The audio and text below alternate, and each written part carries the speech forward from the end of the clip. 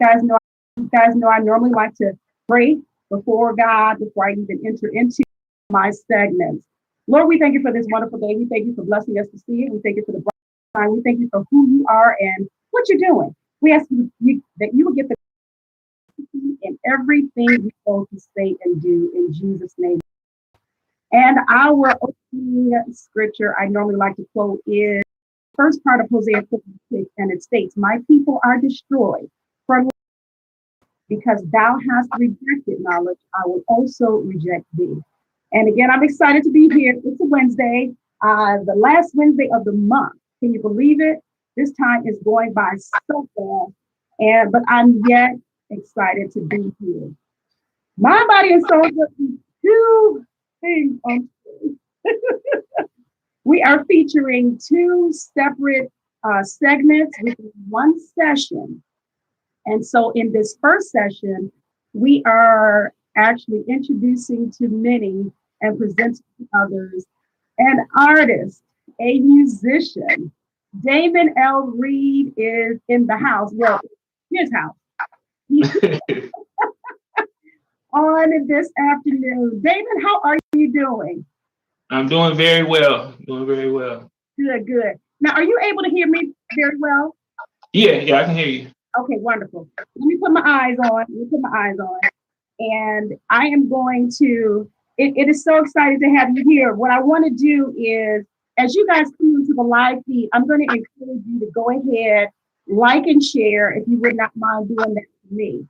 Please like and share, throw some hearts up, throw some love. I appreciate it because we are going to show you, present to you who this young man is, and I'm telling you, he is definitely someone you should know. I've been watching his work on Facebook, and you may remember this last name because I have a beautiful wife on my show, Nicole Reed. Yeah. And you guys know Nicole. Oh my God, Nicole is a riot. Okay, but she was on my show. So I was looking on Facebook and I said, Nicole, your husband is an artist. Oh, I need him on my show. And she was like, okay, that's cool. We can arrange that. So I've been talking back and forth with her. And so we finally have Mr. Reed on today. So how are you doing? Oh, very good. Very good. I'm just, doing what I do. Doing what you do? Yeah. Well, that helps. That definitely helps. I'm telling you. This is some cool stuff. I've been watching your work and have been admiring it. What I see on Facebook, but that's only a little bit of what you have done. And I want to you on because this is tremendous. I'm thinking about the time that we're living in, with this pandemic and everything is so uncertain and so unsure. Your work and things that you do can bring a smile to face. You can change, individuals, and even maybe we can try and find those who have that creative side to them and kind of nurture it, if you will. So this is what I kind of want to bring out today, and I want to have the arts on this afternoon with Damon Reed. So let's see. If you could do me a favor, I have your bio. If you could go ahead and introduce yourself to my guest in your own words. If anyone wants to say, who is Damon Reed? How would Damon Reed respond? I'm Damon Lamar Reed. I'm an artist in all aspects of the word. Everything I do, everything I'm thinking about, I'm normally creating something, coming up with ideas. And I'm a graduate of the School of the Art Institute of Chicago, and I've been a full-time artist for the last 20 years. And I've been painting and I've been rapping for, probably 30 years. Wow. Painting and rapping? Yep. You only look 30 years old, so I don't know where that came in. Thanks. What a blessing. What a blessing. I see people are on and they are chiming in. I do appreciate you guys for watching. Let's see. I see Demetria Brand Triplet. Nicole Reed is on. Wonder who that is. Just kidding. Pastor J.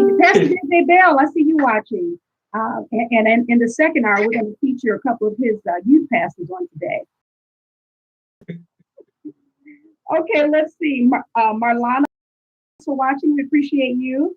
Oh, and Nicole, thank you so much. She put information in here, which is, of course, what I want to share with individuals to try and get in you if they are interested in your work, interested in learning from you. So let's get started. So that's in the comment section. Mr. Reed. Deidre McFadden, I see you on Facebook. Again, when you come into the live feed, please like and share. All right, so he has introduced himself to us, and he says over 30 in this craft, and that's a testament to you, to your if you desire to do, obviously, because if you didn't like doing this, I'm sure you wouldn't have been in this business. Yeah. Okay, let's see. Now, let me ask you, let's back it up. You said it's been about 30 years. When did you first, let's say, get bitten by the artist bug? When I first remember, I want to say it was 6th grade. I won Artist of the Month. And I remember, just getting recognition and feeling good about it. And ever since then, I kind of knew that, that was a path that I wanted to take. Okay, so 6th grade. He did. And like I said, the picture that I did, and I don't even remember what the picture was, but I guess it was good enough to get Artist. I still do have actually a picture that I took next to, my drawing for Artist of the Month and everything. Wow.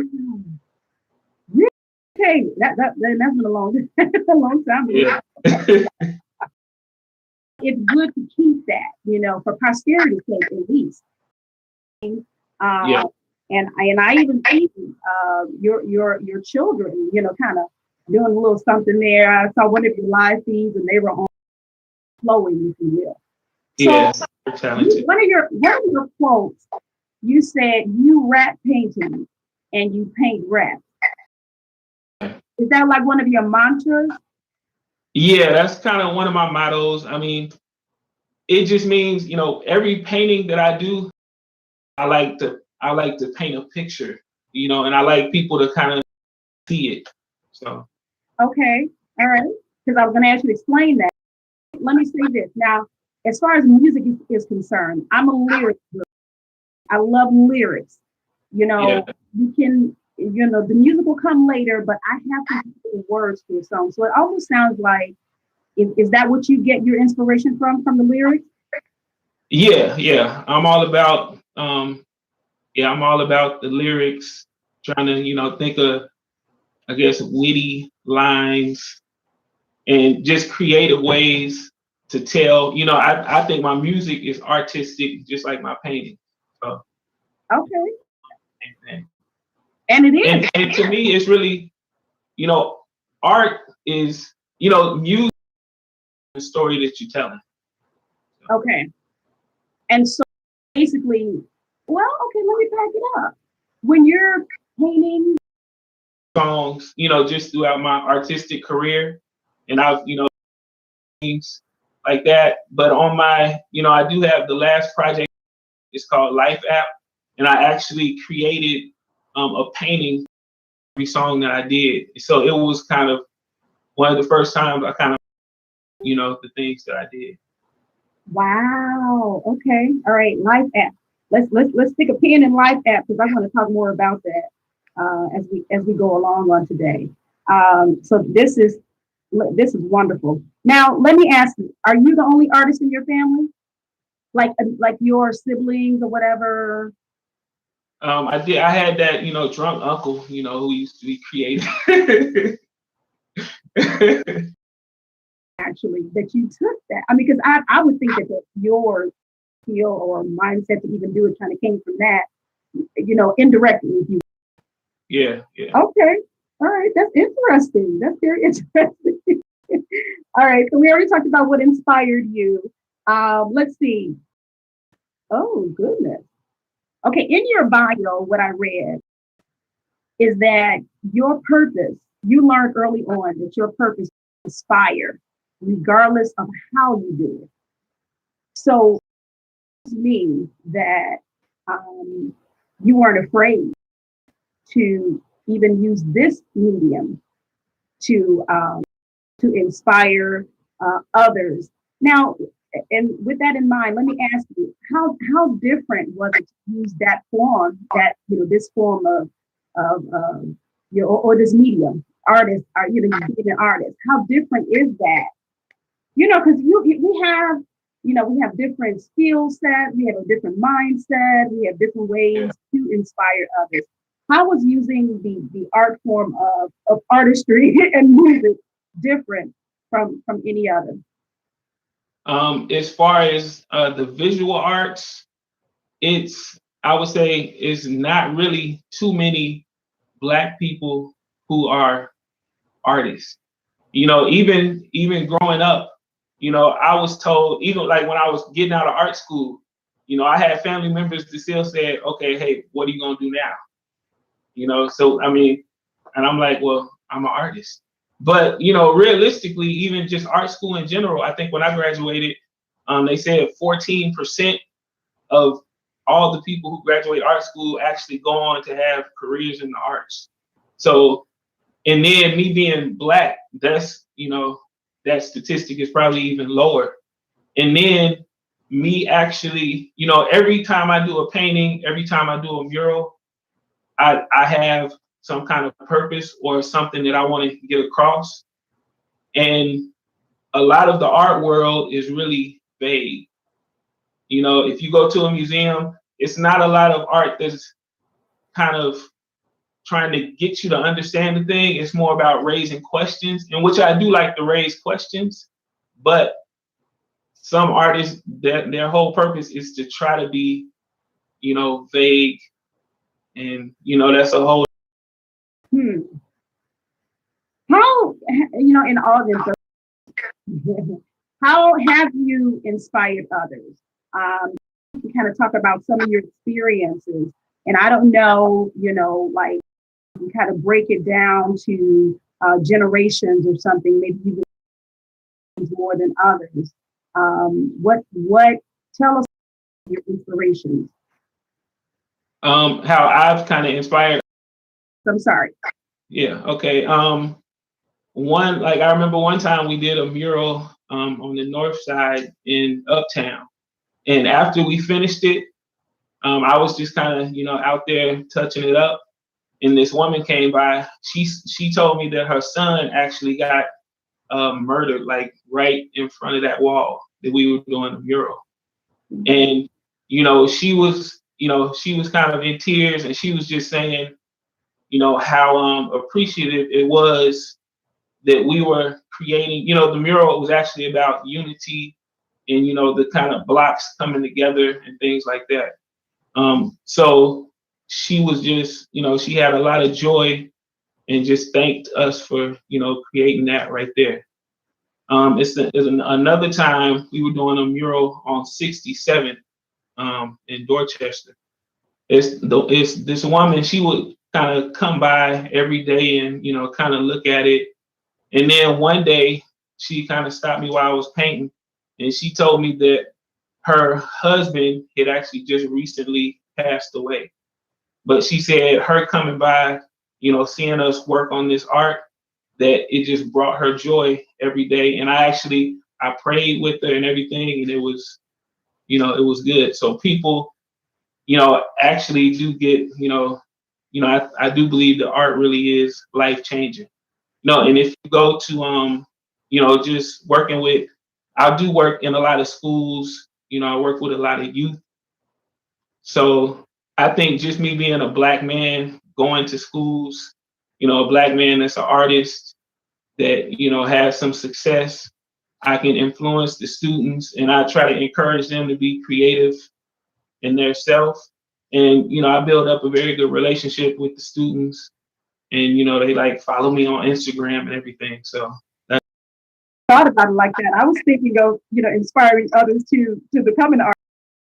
Those are good testimonies, actually. Now let me the mural that you painted on the north side, what exactly was it of?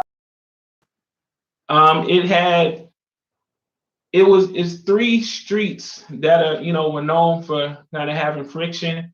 So it's these kind of hands coming together, and it's actually tattoos of the street names on each of the forearms. And that's kind of the center of the picture. And then it has like, some guys dapping up, and it has a couple walking a baby. And actually the theme of it is called If You Lead. If you lead or I will follow. But it's a boy, and he's kind of pointing. And on the other side of the picture, it's a man, he's raising up his son. And it says, I will follow on that side. So the whole thing was saying, we need mentors, we need father figures.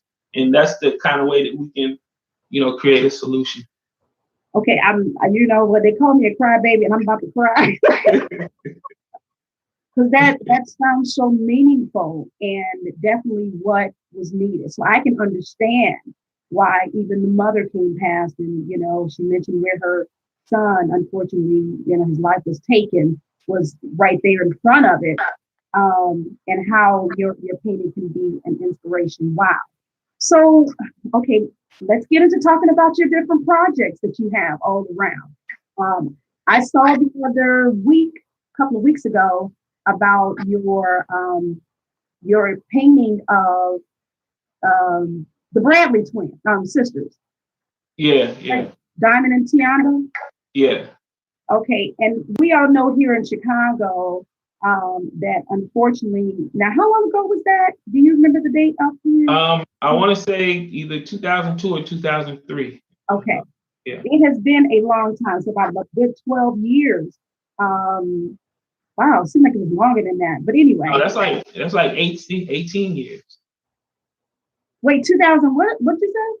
Either 2002 or 2003. Oh, I'm sorry. I thought you said something else. Okay. I think I thought you said 2012. But you haven't really been any closure to it. And they created a painting, and it was beautiful. But what you did with that painting, you did a progression, right? Yeah, it wasn't my age progression. The actual FBI put out that age progression. But, I did want to show, this is how they're saying that they might look today. Because like I said, I want, and it's actually part of a series I'm doing called Searching. And, I want to kind of raise awareness, the Bradley sisters, their one painting. And I want to do, I don't know how many, I'm starting off with about 20 paintings of different missing women and girls in the Chicago area. Okay. Yeah. And that actually kind of leads us to one of your quotes in your bio. You talked about reaching the depth of the human condition. So with that in mind, can you explain exactly what your thoughts were on that particular quote from your bio? I know it can relate to even the painting we were just talking about, but tell us exactly what you mean by that. About that, and now I do a lot of murals.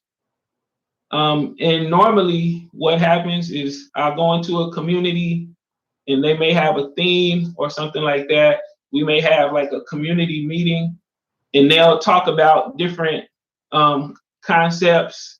They'll talk about what the issues are, and then maybe the solutions, just like with the other mural. And the whole idea of creating that art, one, when creating art, you want to make people feel, I'm creating a mural, and like I said, it may be on the north or the west side. I don't live in either one of those areas, but I feel, all issues are kind of, when you break them down to the core, a lot of us are dealing with the same issues, and they just kind of come out of. So I like to kind of show solutions and bring joy and just kind of touch on those human emotions when I do paint. I love it. And you're right. It doesn't matter where you are, affected by it, wherever we are. And so again, I think this is a wonderful way for you to be able um, to bring this out, bring to bring happiness and peace, if you will. So especially during this time, we are reaching. Some are reaching some kind of something to help them to keep holding on. And then seeing inspirational work like yours would definitely help. I'm going to recognize a few people that have come on or that I see that I did not call here on Facebook. Again, we appreciate each and every one of you. And we do ask that when you come into the live feed, please go ahead and like and share, throw some hearts up if you will. We're talking today to Damon Reed. He is an artist and a musician. And as I stated earlier, someone you definitely need to know. Nicole is on. We appreciate you. Katrina Hugger. Truthing. I hate mispronouncing names. I believe I pronounced that right. Thank you for watching. Demetrius Hunt, Jeannie Joe, Matthias Adams is on. Felicia Drotter is on. Quan Jackson, how are you, my brother? Good to see you on. Apostle Miles is watching. My cousin Anthony Knowles is watching also. Nathaniel Hobson, Unique Myron, thanks for watching. I'm looking here. Demetrius says positive Black male role models are paramount to the future of our young people. And she did hashtag Black Men Matter. If you guys are interested in commenting, any questions that you may have for Mr. Damon on today, please go ahead and throw them into the comment section. I will ask them for you. And he's on for our first hour today. We were doing two segments in one section on today. So after this, I think Annette gonna go lay down. No, I'm just kidding. I'm fine. But yeah, again, if you have any comments, questions, because I want to get into talking with Mr. Reed about how we can, if we know, like for instance, our child, grandchild, or someone is interested in the arts, as you are, what should they do? How should they even, what's the word I'm looking for? How should parents cultivate that? We have advice for that. Now, those are two of my questions, okay? So you can keep that in mind. I do see a question on the floor. What is your inspiration for the art and music that you do? Okay, my inspiration, it comes from, everyday life, whether I'm, going to a school to talk with some children. A lot of times I go, and when I go to a school, I kind of start off and I say, hey, what kind of career do you want to do? And then I may say, what, what do you feel like your purpose in life is? And a lot of times they don't really even have too many goals. A lot of them say, okay, I want to get money. I say, okay, how? They don't know. Or the majority of them want to be in the NBA and stuff like that, which is possible, but it's not happening for everybody.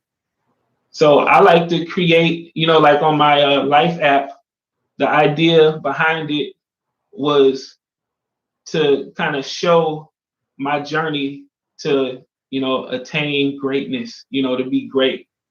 And everybody, the sad fact is everybody's not really striving for something.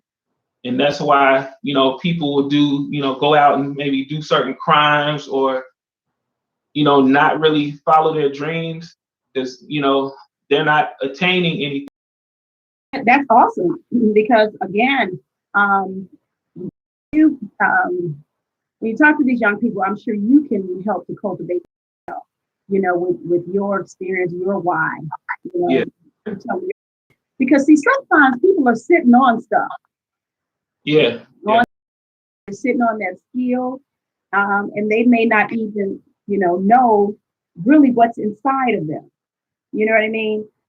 So to individuals and help them in that area. Wonderful. Now, with that in mind, do you do any talks? Do you go? I know you did say that you mentioned that you go in the schools. Is that sit down talks or is that your connection? Yeah, it varies. I mean, for like a type of art workshop or a mural workshop, I've also did like music recording programs at schools. So it varies, but I always like to have at least a day, and I do want to do more of that. But I always like to have at least a day where I talk about, what is being an artist. Even when I go to schools, my goal is not even necessarily to get students to be artists, because it's not really a high percentage of people that are. Everybody is not going around like, hey, I want to do art, but I want people to reach their potential in whatever they can do. So, I'm always asking students, okay, hey, what are you trying to do? Or even not even students, just, people I know. Okay, what are your goals, and how can you kind of reach that goal? And then on the other hand, sometimes people just need some exposure on, like, say if I go to a school, it may be a student, they never had the opportunity to paint, or it may be programs they go in and they learn, it's a piano, and like, okay, now they're learning how to play the keyboard, and they start, being a producer. Or, maybe it's a dance class and they learn it ballet. It's a lot of different things that, especially Black children, that you may not get exposed to, and you really don't know that this is the path that you want to take. Right. Okay. All right. Actually trying to make them realize what they have inside. Yeah. All right. I see you guys, and I see some more questions. Let's see. J. Allen Greer is here. Thank you for watching. Jenny Joe is on. Beatrice Carter, Marcus Adams, and Gaston Gray Consulting. Gwendolyn, thanks for watching. Music, and I travel outside of Chicago to do murals. I have murals in Texas, Arizona, with Memphis, Florida, Indiana. So yeah, a few places. I'm trying to remember everywhere. But yeah, so I travel. I definitely would like to travel more, just to kind of, story, and to kind of do what I do. And I believe that's very soon, very soon. Because this is, I agree with her. This is a talent that the world needs to see. Amin is on. Thanks for watching. I have a question for you. Let's see. If you can share with us maybe some, whether it's here in Chicago or the other places that you even named, what are some of your work that we may have seen that we didn't know was your work? As far as outside of Chicago, if you have been to Memphis, I actually have like they said it's like one of the top 5 most Instagrammable, moments. So if you go, you gotta right now. Not Beale Street. Yeah, Beale Street. I think so. No. But yeah, it's right there. So I do. A lot of people do tag me on Instagram for that picture. Okay. And as far as Chicago, I mean, I have like 140 murals. If you roll by California in Roosevelt, it's this place over there called the Safe Haven, and then it's also a school over there called Chalmers, but it's a daycare also across the street. So I did like 3 mosaics, all right there. So that's I would say one of the places that I'm like most grateful for, because I have like that whole kind of section where I created, and like my largest mural is over there too. So, okay, and what intersection is that at? It's on California and Roosevelt. I think I know what you're talking about. That's okay. All right. Wow. Yeah. This is wonderful. Okay. Sure that you check out Mr. Reed. Let's place in here his contact information. His email is DamonLamar@prodigy.net. And she gave your phone number and everything, gave your whole government name. Talk to me about, as I recognize these other individuals, let's see, Buddy Gill and Tony Smith. Let me read these before I ask you my next question. Demetrius says, people don't realize the art of us daily in the form of visuals and commercials. Yeah. Thank you for working with our youth. And another comment from Gwen, she says, I need you to travel to your Kansas and create something with my sisters and late mothers. Yeah. Hey, tell her to, send me a message. Okay. All right. Gwen is my sister, as a matter of fact. Yeah. And let's talk about, hey Meredith, thanks for watching on today. Again, guys, when you come to the live feed, go ahead and like and share. Draw and paint very good. My youngest daughter, she's been like writing raps lately and finding beats on YouTube, recording herself. My oldest daughter, she does a lot of plays with my wife. So yeah. That's awesome. That's awesome. This family is working together. I see. Hey Heather, thanks for watching. This is great. Again, we talked about prosperity state. So your experience, your skill being passed on, and I love that. And if you guys, again, Damon Reed, he's also Nicole Reed, and she's on my show. And I met Nicole through Richard Gallion, so it's just a circle going all the way down. But this is awesome. I think I did see one of the plays where your oldest daughter was acting in as well, and I was like, oh, they got it going down there. So you got one that's gonna act, and then one that's gonna do the music and the arts, probably, huh? Yeah, they do, and the older one, she sings too, so it's wide open for them. Yeah. Okay, all right, that's wonderful. Let me get back before I get ahead of myself, making sure I'm asking you everything that I wrote down here. Okay, I know what I'm going to ask you. Super Bowl 46. That one, but yeah. What was that? Yeah, no, I was thinking I should have mentioned that. I have the only, but I mean, in that project was actually pretty interesting. I interviewed about 30 people who had been recently released from jail, and the whole idea, it was about I think it's called recidivism rate. I think that's how you pronounce it. But I asked them. I said, hey, what would it take for you to to not go back to jail? And I kind of took all those answers, and then I created the image that is called Making Corrections.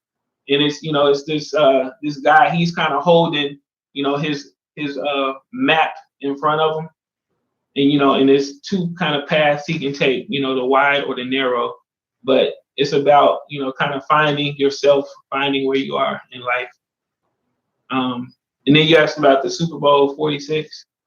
Yeah, that's those murals. I did 2 murals in Indianapolis. I was selected by the Indianapolis Arts Council, something like that. But I did one of them that actually gets a lot of exposure. It's on Martin Luther King Drive. It's an image that has Martin Luther King. They're kind of marching. The people are holding up these different picket signs. One of them is like Muhammad Ali, when he was, he kind of refused to go to war. One of them is like a Black woman getting her hair done. It's just some different kind of, I would say, iconic images that kind of go with the area. But yeah, that was a big project for me because Indianapolis wanted to beautify the city with some different murals right before the Super Bowl. Wow. Okay, you said on King Drive, right? In Indianapolis? Yeah. Okay. I know some Indianapolis residents are on this live feed, so you guys can check that out as well. Wow, this is good. See, that's why I asked the question.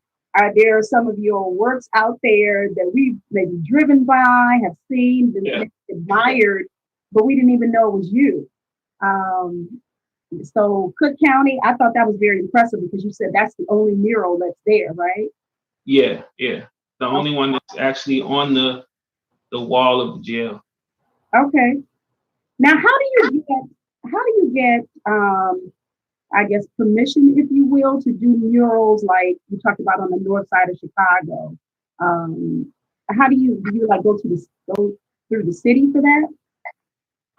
Now a lot of times, it's a few ways I get murals. One way, there's a few organizations I work with, and they'll call me up with certain opportunities.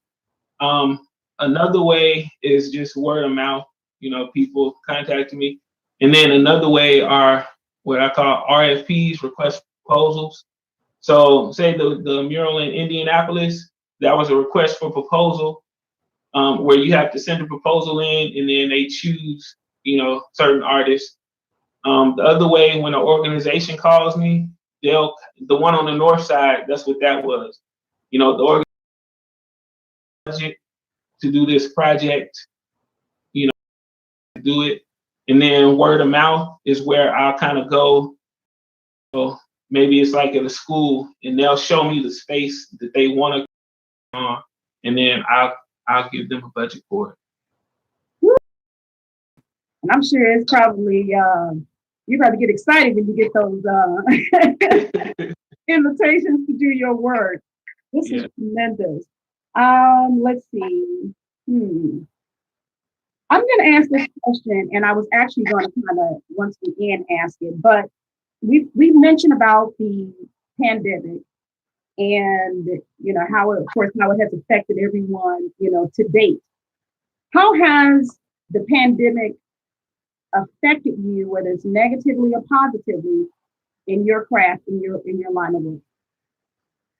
As far as negatively, right before they kind of did the stay-at-home order, I had probably like 6 mural projects that were like lined up, for the springtime, ready to go.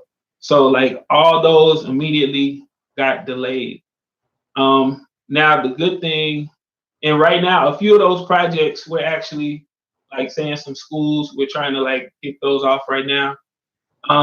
One good thing though, like say for instance, the searching series that I'm doing about the missing girls and women in Chicago. If we weren't in the pandemic, I may not even really have time to be, working on that right now. So I'm kind of doing some, some art business classes that I'm working on. And so I'm kind of able to do some things that I had been planning to do, but hadn't had the time to do. And I think those things are actually really going to help, my career really progress. Okay. Yeah. And it's amazing. I know I hear some individuals during this time that we're in, they're able to do things, settle down and do some things where as before everybody was on the go. But it's almost like you kind of have to stand still now. You've been ordered to stand still, if you will. So it's like, what do you do with your time? Like you even talked about earlier about finding your why, and then just cultivating that and making sure that your craft is not lost. So that's what it sounds. Because that was going to be my next question. How are you making sure that your craft is not lost and your skill set is not being laid to the side, while in this time? Yeah, and another thing I kind of have to be, well, I think everybody, you have to kind of come up with different creative ways that you didn't before. So in the sense like last week I had a raffle for one of my prints. Right now I have like a Mother's Day portrait sale going. So I've been kind of just thinking of different ways. I started selling canvas prints, and that's been going well also. So, it's just a different, kind of shift. Okay. And you have to move, you have to go with the flow. Or like they say, when in Rome, do as the Romans do whatever you need to do to make sure that you make it. And you're not wasting time or anything of that nature. Let me go back to Facebook Live, making sure I didn't miss anybody and any comments here. Elder Me is on. Demetra says the Super Bowl 46 mural is how I know his name. Yeah. Oh wow, that's cool. And it's actually like a rapper. It was a rapper. He did a video with it. Okay. Yeah. So in a few, it was some kind of Martin Luther King speech that somebody did, and they had it in the background. So it's been used for a few things. Okay. All right. That's cool. And then another comment here. The civil rights mural is one I have wondered who did it. He said, now I know. Nice. Thanks. And she's in Indianapolis. Okay, cool. Know that we are on. I don't know if I recognize Tony Smith or not, but you're watching in Meredith.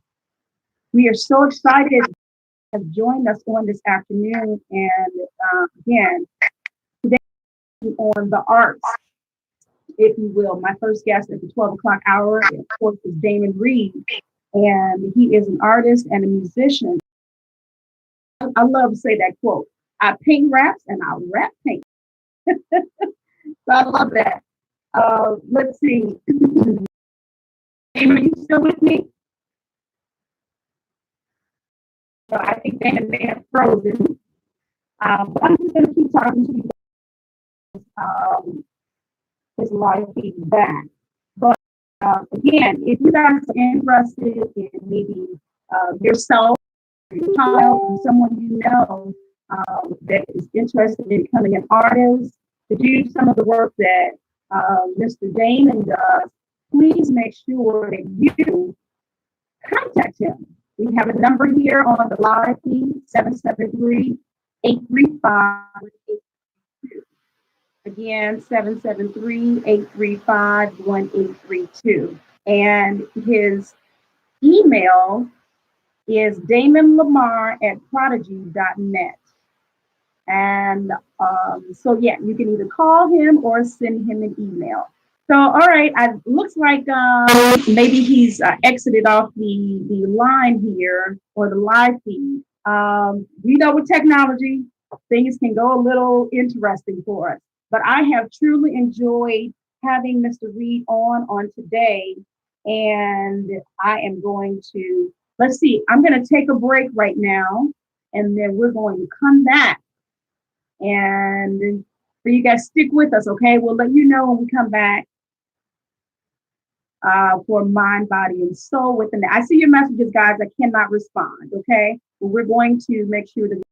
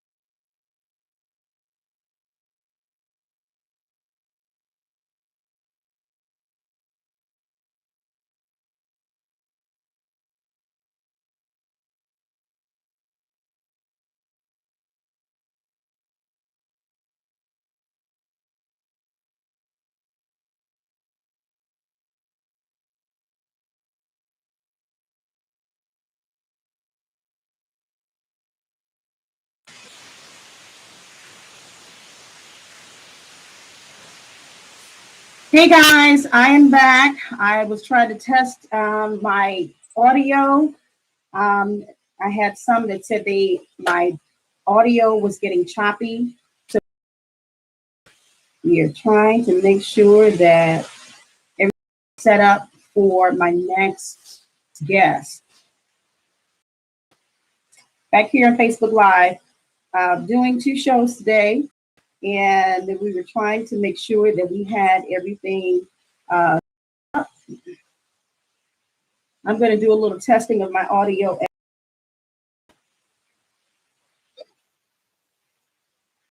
Let's see here.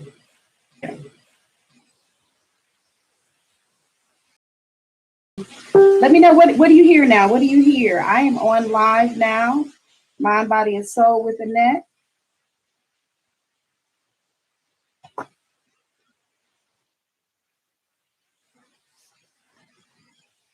Let me see if I have.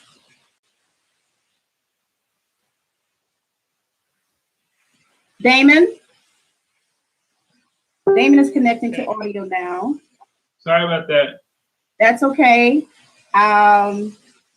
So can you hear me? Yeah, I can hear you. I had a few. I was plugging in my phone charger, and then when I slid like my little selfie tool thing, it pushed the power button. Okay, you had me over. I'm getting messages all over the place. He's, come on, we can't hear you. I'm like, okay. But you know what? Technology is something, and we can all understand what that's like.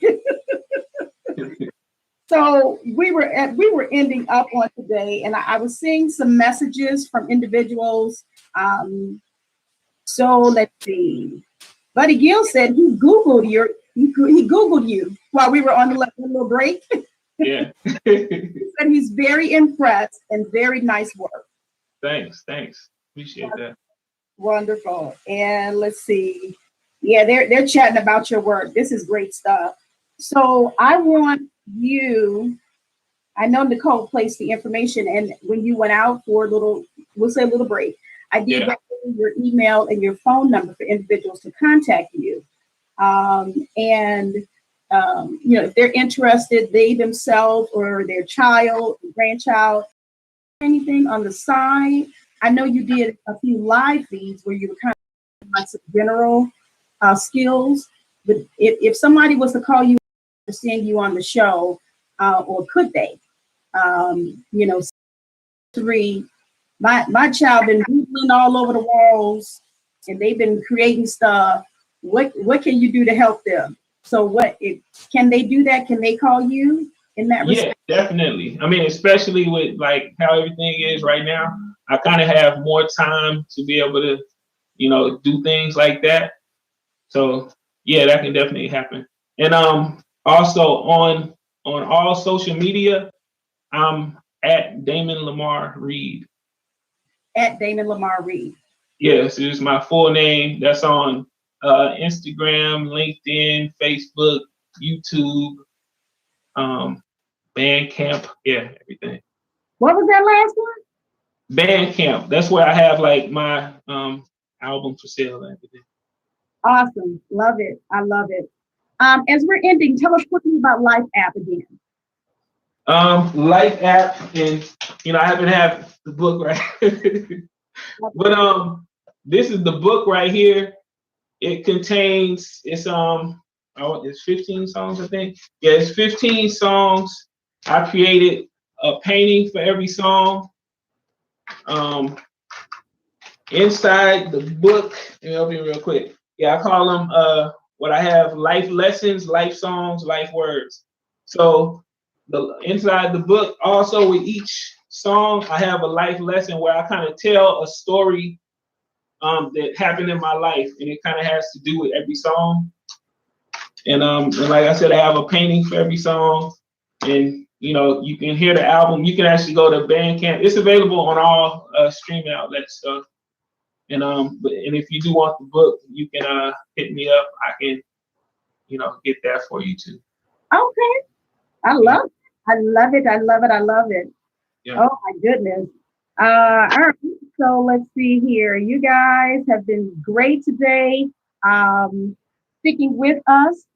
All social media. Thank you, Demetria, for putting that up there. Make sure you at Damon Lamar Reed, and his name is on the screen. So you make sure you contact him and send him a friend request, and you can make sure to see his live feeds when he goes live. And this is just great. Is there anything that you want to leave us on today? Leave us with on today. I don't think, hey, support the arts. I know art, they say it's not an essential, even though, art is really involved in every aspect of life. So, even if it's not me, if it's somebody else, something else, try to go out, support some arts. But if it is me, you got a home office, you need something in, a room, I got paintings, I got prints available. And if you want to hear some good music, just search Life App. You can hear that. I have a video also on YouTube for my single Bulletproof. Single is called what? It's called Bulletproof. It's just about having, it's really about being confident, So the whole idea is that, hey, I can't be touched, I'm bulletproof. I walk around the block like I'm bulletproof. Cool, bees. I love it. I love it.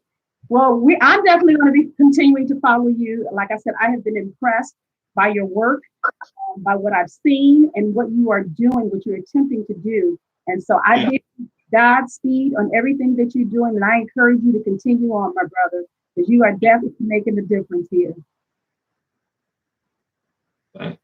All right. So we're going to wrap up today. And I almost hate to let it go, but we can have you at some point. You can tell us about some of the things that are coming up, the progress on everything. So thank you for taking time out with us on today and sharing with us your journey and all about Damon Reed and how he put that paint on the walls, on the murals, and rats paint and paints rats.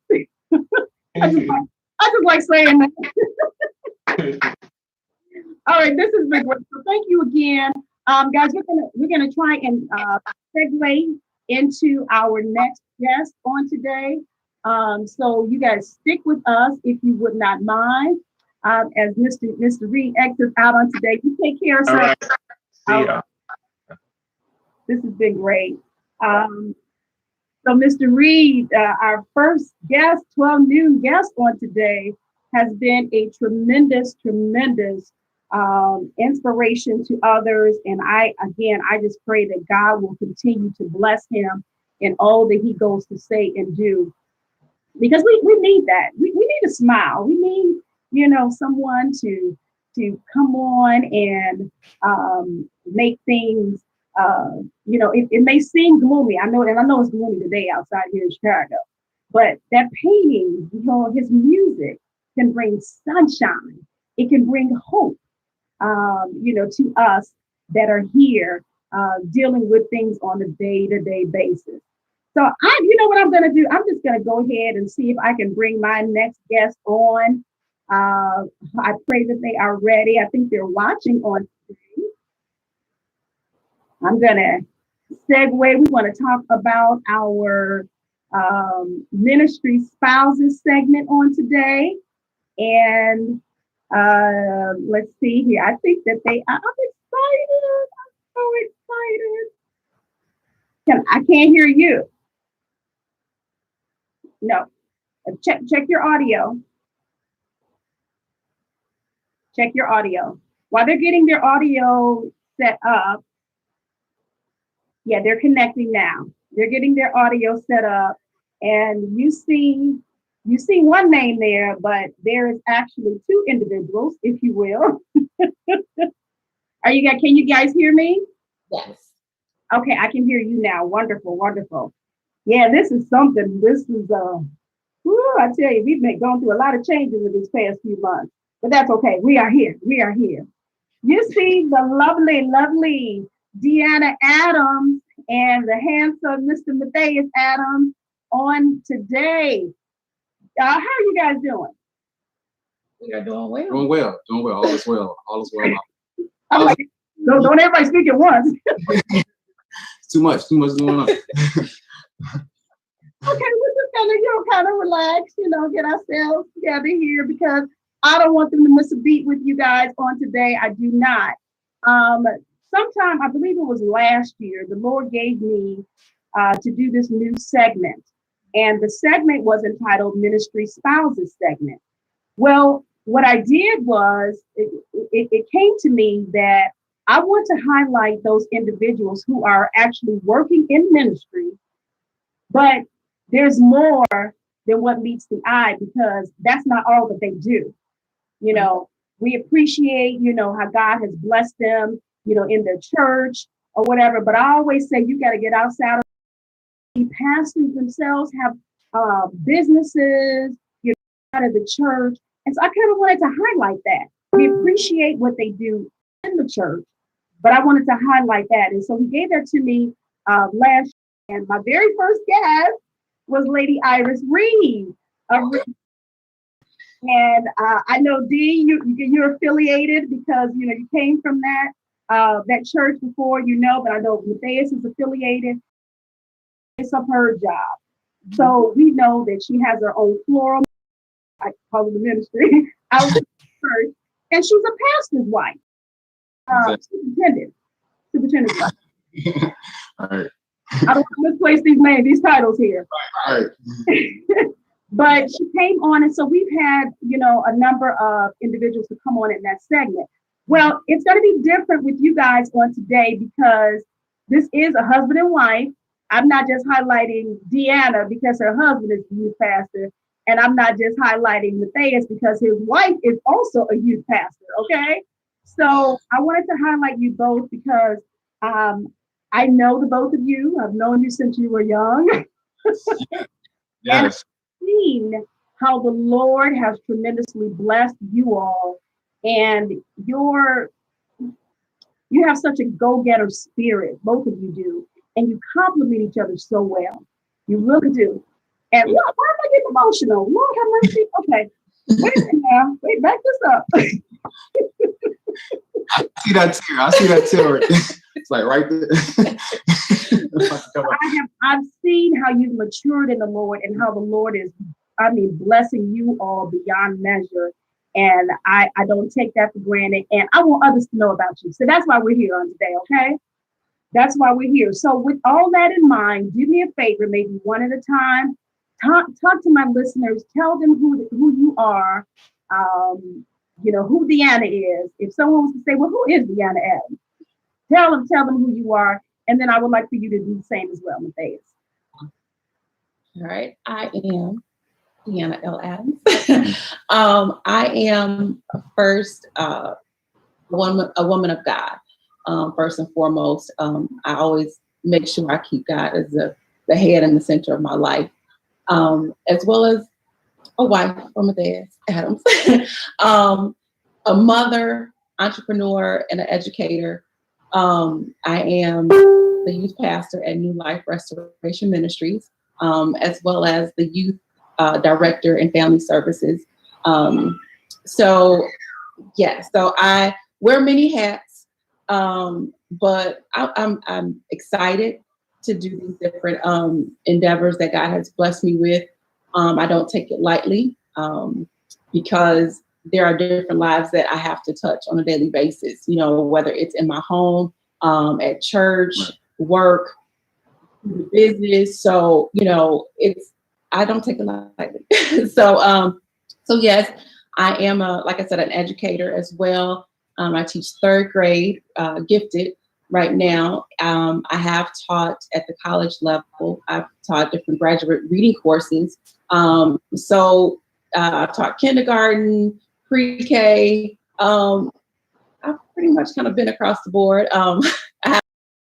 What I do every day, everything kind of meshed together, whether it's in the ministry or outside of ministry, it still revolves around the youth at some point. So yeah, that's pretty much me. Beautiful.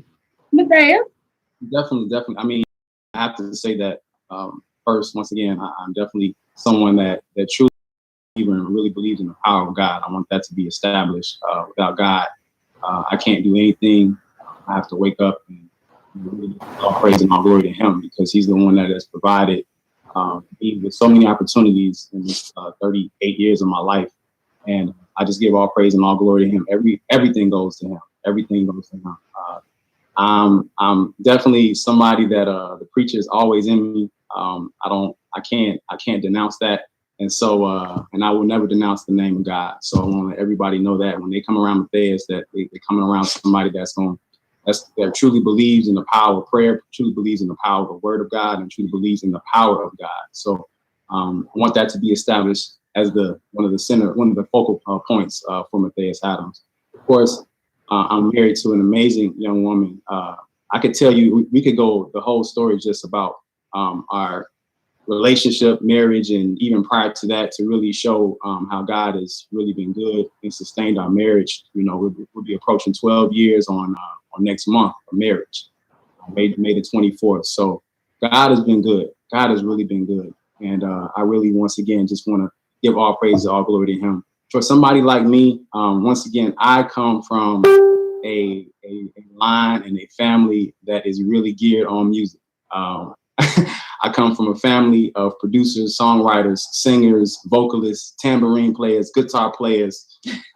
Anybody knows the Adams family out of Chicago, they know who we are. They know the fabric and the DNA of our family. It is music. So, of course, apple doesn't fall too far from the tree. And with me, it's just pretty much is really kind of rolled on to the point where God has blessed me to do a lot of things musically. I do a lot of performing and teaching. I'm an educator as well. Through music, and God is really blessed, so I'm able to expand even that as well. I'm pretty sure we'll go into that, but I want to just really kind of highlight those few things. I have an amazing wife. We have two awesome boys as well. I don't know if y'all hear them in the background, Right. Playing Lego Avengers, but if you do, just excuse them. But we have an awesome family, and I thank God for my family. I really thank God for my family. I work hard for my family. I fight hard for my family, not even just physically, but just even spiritually and mentally. I'm telling you, as a husband and as a leader, you have to be geared and be resilient in your walk and taking care of your family. So once again, I don't want to take up too much time, but I guess that's me in a nutshell as well. I also hold a couple other things that we probably won't highlight, but I'm also an insurance professional as well too. So so that's one thing that I dabble in. So other than that, that's pretty much it. Did I cover everything? That's wonderful. Before I read others who have jumped onto the live feed, I do want to we want to give reverence to your leaders at New Life Restoration Ministry. You guys are the youth pastors, but we do give honor to, like I'm in church, we give honor to Pastor JJ Bell and Lady CC Bell, two beautiful people of God, a wonderful couple as well. And we're grateful that you all are under that ministry and growing and flourishing, if you will. I love their ministry, and I appreciate what God is doing through them. So we just wanted to give them a shout out on today. Let's see here. Okay, let me jump back on here. Mary Ann Lloyd is watching. Felicia Williams, she says, I love this couple. You know her. You know what it is.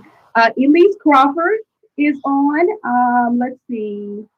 I think I said Marcus. Thanks for watching. I think you shared as well. We appreciate you. Let's see here. I think Demetria said you're Mrs. Fire Shoes. Is that what she said? Who are you talking about, Demetria? You talking about Dee? She does wear some hot shoes too. They're such a great couple. Danielle Marsall, thanks for watching. Gwen wants to get her name in here, and she said that you forgot to say that you're her cousin. She's the best. Just pray for her. Janetta Franklin, we appreciate you. And Kelly Richardson is on. Will Steps. I think I need to put my IA back on. Kelly Richardson is on. Shayna Renee and Brandy. Brandy says they're so poised. She says she loves it. Love it. Yes, they are. You know what? They are tremendous. So we're going to get into talking about this. If you guys have any questions or comments for the Adams, the beautiful Adams couple on today, regarding what we're going to get off and talking about with them, please go ahead and throw your comments into the comment section. Any questions, if you will, we will definitely hop, back and forth to see who is on and what you're saying on today, just to let this beautiful couple know that we are behind them. And I appreciate you guys for welcoming them in Mind, Body, and Soul Style. I always say that when I have new guests on, welcome them in, with big open arms, because that's what I would do myself. So I appreciate you guys for joining. Don't forget to click that share button. Don't forget to throw up some hearts and some thumbs up. Hey, Cornelius, I see you. Hey, Jodine. Is that Bishop Sanders or something? I think so. Thank you, Bishop Terry. We appreciate you for watching on today. Okay, so let's see. Let me get into my little questions I have for you all on today. Deanna, let me start with you, dear. I call you the quintessential educator. You are such an awesome educator, and you take what you do seriously, so seriously. And I don't have any kids, but I appreciate that. I do. And you make such a difference. When did you know that this was the area that you wanted to go into? Very early. I would say kindergarten. I was teaching my invisible students at home. I would have the desks lined up, chairs and things like that. And people who know, I come from the Williams family. Hey, Williams. So my dad, he would work in different homes and places like that. And if he would find a desk or anything, he knew to bring that home. So he would bring that home and clean it up. And so I would have the desk lined up and have my classroom. Now, I would bop the kids. I would have a newspaper. Excuse me, can I ask you this question? Didn't you say you had invisible kids? I had invisible kids, but I would bop them. I did. Mm-hmm. Y'all for me, okay? But yeah, so as a young girl, it was just in me. I wanted to do that. I will never forget my garden teacher. Miss Davis. I ran into her about maybe 5 years ago, where I teach at currently, and African American, and it was just wonderful. She was so intelligent and some poise, and I was just like, I could do this, So she inspired me. She would bring her daughter to class, the violin, and that's when I started wanting to play the violin. Mm-hmm. So she was my inspiration to become. I always knew that that's what I wanted to do, but I used to do hair as well. So I would play around with doing hair. When I was in high school, my dad had put a shop in the basement in our laundry room. No, I knew that, but my daddy, yes, he did. He put a shop there, and some of my high school friends would come over. I would do their hair, the old school French rolls with the spirals. I used to do all that. But my mom said, that's fine, but you're going to go to college first. Now, if you want to do that when you get out, perfectly fine. You're going to go to school first.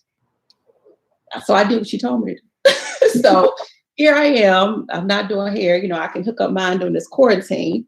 But, I didn't want to do that, later. But, I'm thankful that my mom pushed me into this. Well, not push me, but she encouraged me, because she didn't push me because I didn't want to do it, but she encouraged me to do it. So I would definitely say my kindergarten teacher, and that it was just in me at a young age to become an educator. That is so, I just learned some things about you on today. Wow. Yes. That's tremendous. But see, that's what I was talking about, even on the first segment, about parents cultivating their children. Right. And yeah, so obviously, you were impressed by your kindergarten teacher. Maybe by the time you got to, were you in high school, you said, when you were doing the hair? Yes. Okay. So maybe by that time you're like, okay, well, I can do this, and maybe mama saw that and said, okay, but I knew she was inspired by this. So at least go to college and then see what you're going to do after that. So I love that, and it doesn't sound like she said, you're going to be an educator. You know, she told you to go to school and then, you know, try to figure this thing out, basically. So I love it. I love it. Parents, it's so important, you know, the influence and, you know, that we have over our children. So that's why that's key. So thank God for Mother Vera. I appreciate that. And I'm sure parents that you have taught appreciate your mom too.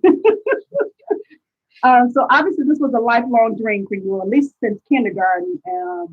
And what you said. So when you did go to college, now we know we may have our dreams and our inspirations. I want to do this and I want to do that.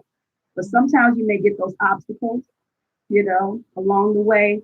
Talk to us about some of that and how did you overcome them to continue on becoming an educator?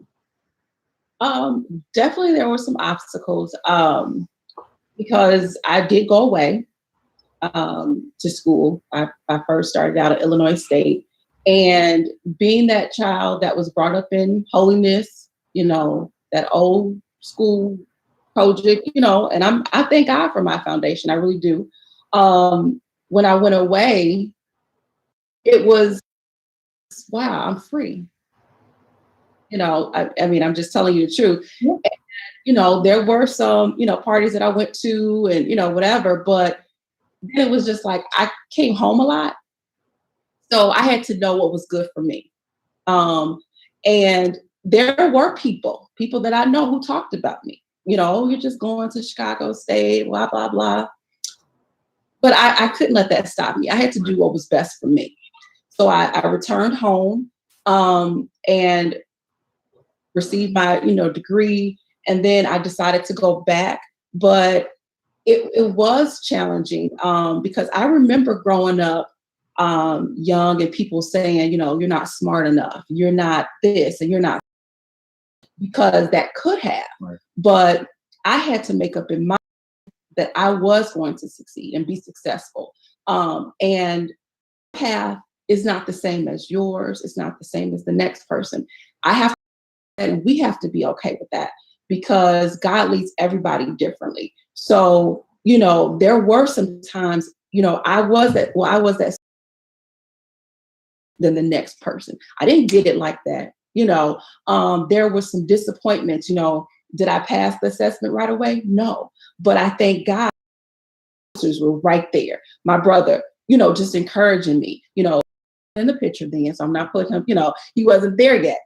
So, you know, but they were always encouraging, you know, so you need that support system. If you don't have it, lean on God, you know. So I get there's different, everybody's, like I said, everybody's situation is different. The assessment, that was challenging for me because everybody is not a test taker. That makes me understand myself, you know, when it comes to test taking skills and things like that. But I kept pushing. I was praying, you know, because then I was saved for real. So, you know, I was praying and asking God to, you know, help me because, you know, we were saved, you know, that, you know, but we still doing whatever. But no, at that point I was saved for real and asking God to give me the faith, and he was building my faith because I was like, well, Lord, I'm praying, you know, wow, you know, what's going on?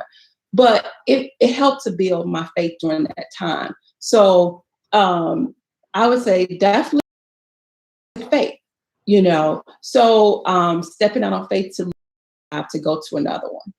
So very, you know, obstacles when it comes to, you know, even just becoming an educator, but obstacles in the business itself.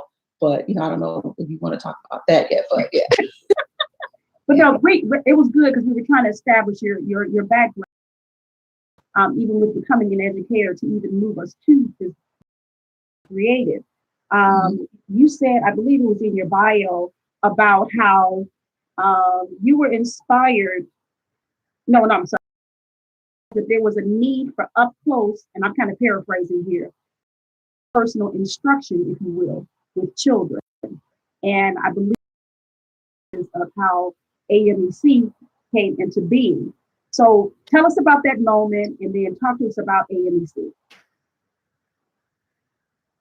So basically AMEC came about I was reading, and a lot of times I was reading an article and it was talking about um, finding an extra job or doing something you already know how to do. Okay. So I was like, well, I teach, so I need to tutor as a way to make extra money. I was still single at the time. And I started tutoring after school, some of my students. And I remember saying, okay, this is different. And then the more I started doing it, I became even more engaged in it and wanting to do it more. So me starting like, okay, well, maybe I can create a business, doing this. So then it was Anointed Minds tutoring services at the time. And then, so I was still tutoring. So then I said, I think I want to take this to the next level. So I want to say 2000. So now we are inside of Olympia Field Park District. So we tutored there.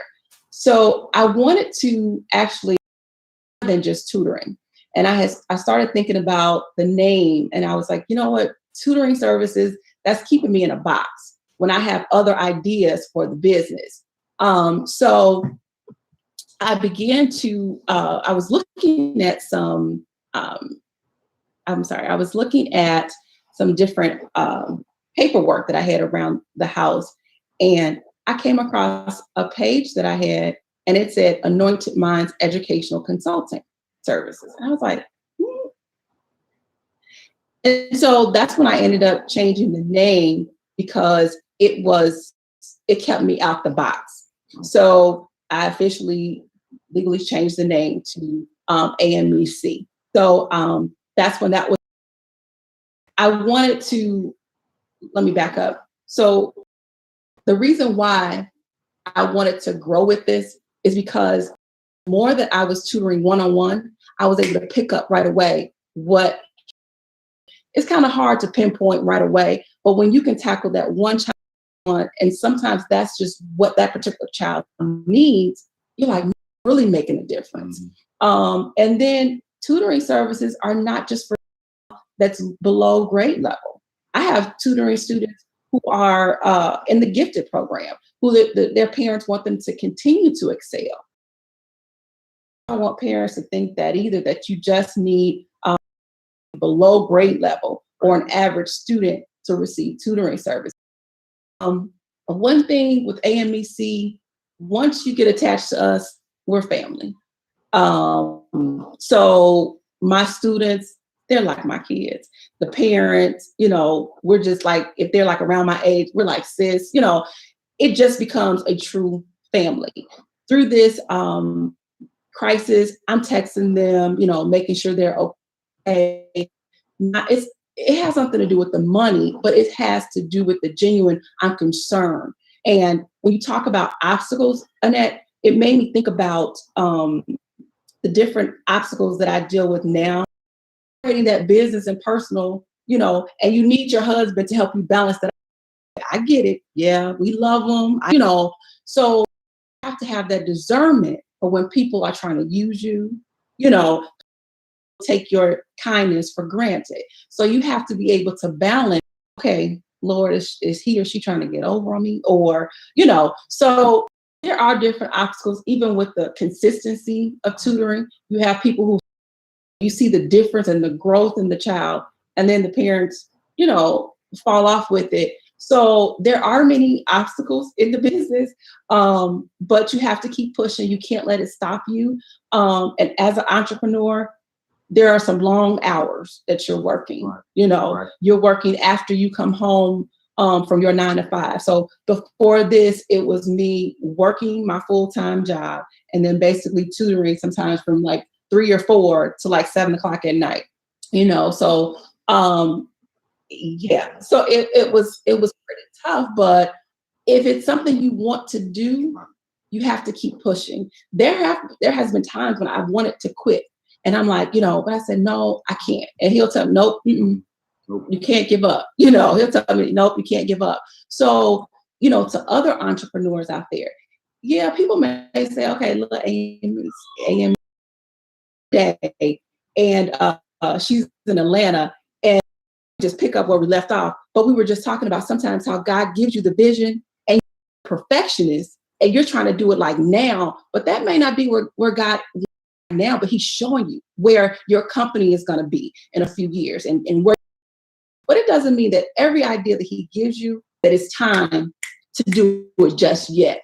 So you have to really pray and ask God to guide you in your business decisions. Even with me making learning stations, which are, and I'll show you one, making learning stations for the kids, which are very good to have now, since they're not in school. It's an interactive tool that they can use, that parents can use at home. So those we're using now, and it's like, let's, I lost my train of thought for a second. Sorry. Yeah, I was talking about the learning station. I'm sorry. That's another tool that we're using to help promote education as well, which I can show it to you. My husband's gonna open. He's gonna be my male Vanna White. These are some learning stations that we create. Everything is laminated and Velcro. You can do different skills with your child at home. So, we don't want you to think that while you're in the house, you can't continue with working with your child. So these are some things that you can have customized for your children. But, right now we are doing the virtual tutoring for you. We're trying to be very innovative with what we're doing, but I just want to, encourage you, if you're trying to start a business, start it. Don't procrastinate. Like I said before, if God gives you something, do it. Start right now. God, what should I do first? Lead and guide me. Even the other night, I was getting some orders and I was sitting on the couch praying. I said, Lord, give me the layout for this person's board, because if it's not a standard one, give me the layout. Then I was praying over the students, God bless them, educationally, outside, spiritually. So when you have your own company, you can do what you want. Right. So, I'm praying for them. So they're not just getting the product, but they're getting a person that's praying over their products, that's praying over them and their families for God to cover them, not just educationally. So when I look at my families, I'm not looking, oh, okay, I can make money off of you. No, but what the next, taking you to the next, my student feelings, but then I can see different deficiencies in your writing as well. So you're letting out your feelings, but I'm looking at the writing, and then it's not just a typical tutoring service. Right. So when you have Anointed Minds Educational Consulting, you're becoming a family of the AMEC family. We even have tutors that we have, teachers that work for us. We have professionals, even some high school students, college students that work for us. So if you're looking for some extra cash, give us a call. If you are not going to give your all, call us. You're not going to put your all into it. If you're not going to really care for that student, that's not what we're looking for. That's not what we're looking for. But much about AMEC. This is our inside joke. You know what we talked about, right? Didn't we say this about her? Yeah. Okay. Too much. I tell you, when you get to talking about your passion and what's important to you, you don't have to worry about time frame or anything. She kept flowing. You flowed. I love it. But see, this is what we need to hear. And I'm that's so impressive, those learning stations, you call it. Mm-hmm. And especially, and you see, when did you start creating those? I want to say last year. It was just like an idea. I think like last year. I started putting it up, and I'm doing these learning stations, and then I'm seeing the children, in front of them, and it's personalized for them. And I thought, awesome idea. And then here we are. What is this? April 2020 in the pandemic. And basically, these learning stations are perfect right now. You know what I mean? Not that it wasn't perfect then, but I'm saying, God has his timing for everything. Yes. And and you have to go with whatever he's telling you. So do products and stuff now with your consulting firm. So yeah, sure that whatever he tells you to do, the Lord tell you do it. There may be things thrown in your way to kind of but I am so grateful that you overcame those, and you're working is trying to come against you, because I mean, I'm telling you, oh my God, these, you know what? Somebody's gonna look back and say, Deanna was Right. Wow. just like you talked about that kindergarten, and again, you carry these kids in your heart. You want to make sure that they are equipped, as you said in your bio, to go out in the community and in the world, that they, I guess you could probably say they're not going to be illiterate. They're not on my watch. Not at all. I love it. Now we're going to see if we can kind of talk about Mr. Matthias on today. And I told this one couple called Deanna and Matthias that we would probably need 2 hours, but somebody told me something else, but that's okay. Let me recognize a few more people. Craig is on Arthisa. I hope I'm pronouncing that right. Bishop Sanders says there's therapy for that, but some of our children still need bopping. Okay, I'm sorry. Angela Elaine is on Black Lamb. We appreciate you. Shannon Harris, I hope I said your name already. If not, thank you for watching. There's so many that have joined us on today. Beverly Jeffries, thank you for watching. Siobhan Moore, Shell Bell, Marquita Ford, Deion Mackins, Tori Riley, I may have said your name already, and Mayada Winters, Daryl Abernathy. Thank you all so much for joining us on today. Again, please make sure you click that share button. Talking today, woohoo, in my ministry spouses segment on Mind, Body, and Soul, we are talking with Matthias and Deanna Adams. We just heard from Deanna Adams talking about her background. This young man, I'm telling you, I was writing down some notes about you, and I think my person said, you're a hard worker, just like your dad. Oh, he ain't raised no man. And my brother's watching. We both be lazy. We're not synonymous with that. Like, we get out here, we work. For sure. And you act just like both of you do, you and your brother. You both went down that music path. If you already talked about, in the Adams family, we have that history. We have that, and you all hear me saying we, because yes, these are my cousins.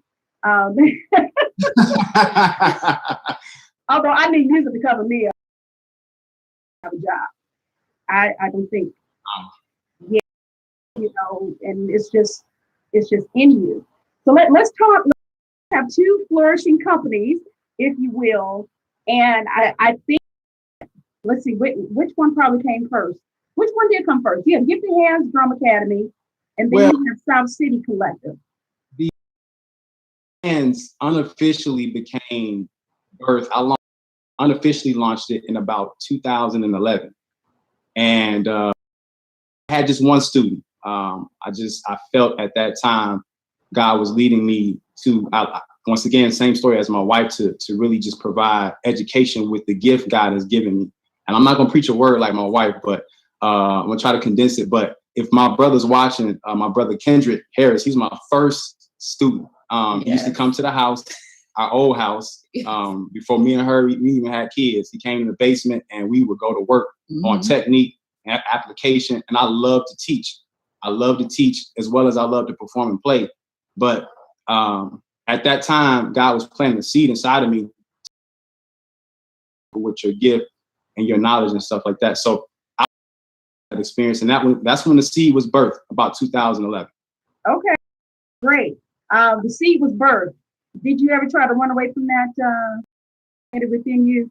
I did, and the only reason why I was at the time, as you aforementioned, that I always had a job.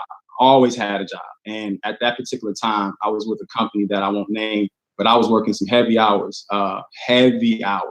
and to the point where I hate to even say this, but I admit it to brothers in private conversations when they come to me, like, she was instrumental in even purchasing our first house. I just was just like, whatever you need me to do, I'll come in, because I was working so much. Like, she was meeting with the people and and things like that, and I just made sure I was able to be disperse things where they need to be dispersed, if you know what I mean. And it's just like, I was working so much. So at the time, get back to your question, at the time that almost provided me the opportunity to really kind of stop, because I felt like I was veering away from where God was leading me. But I said, I got to keep going. I got to keep going. Even though I'm really working these heavy amount of hours, I still got a Planet Gifted Hands Drum Academy inside of me years ago. And it's just now it's really manifesting.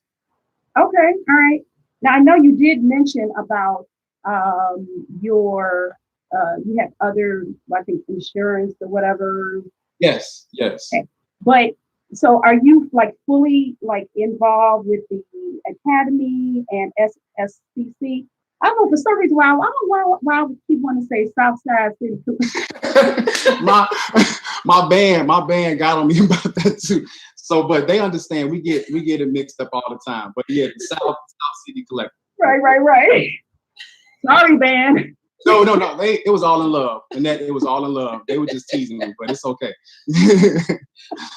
And I thought I was really saying something too. Then I looked back, I said, okay, I get it. It's South City Collective, SCC. Don't put too many S's in there. All right.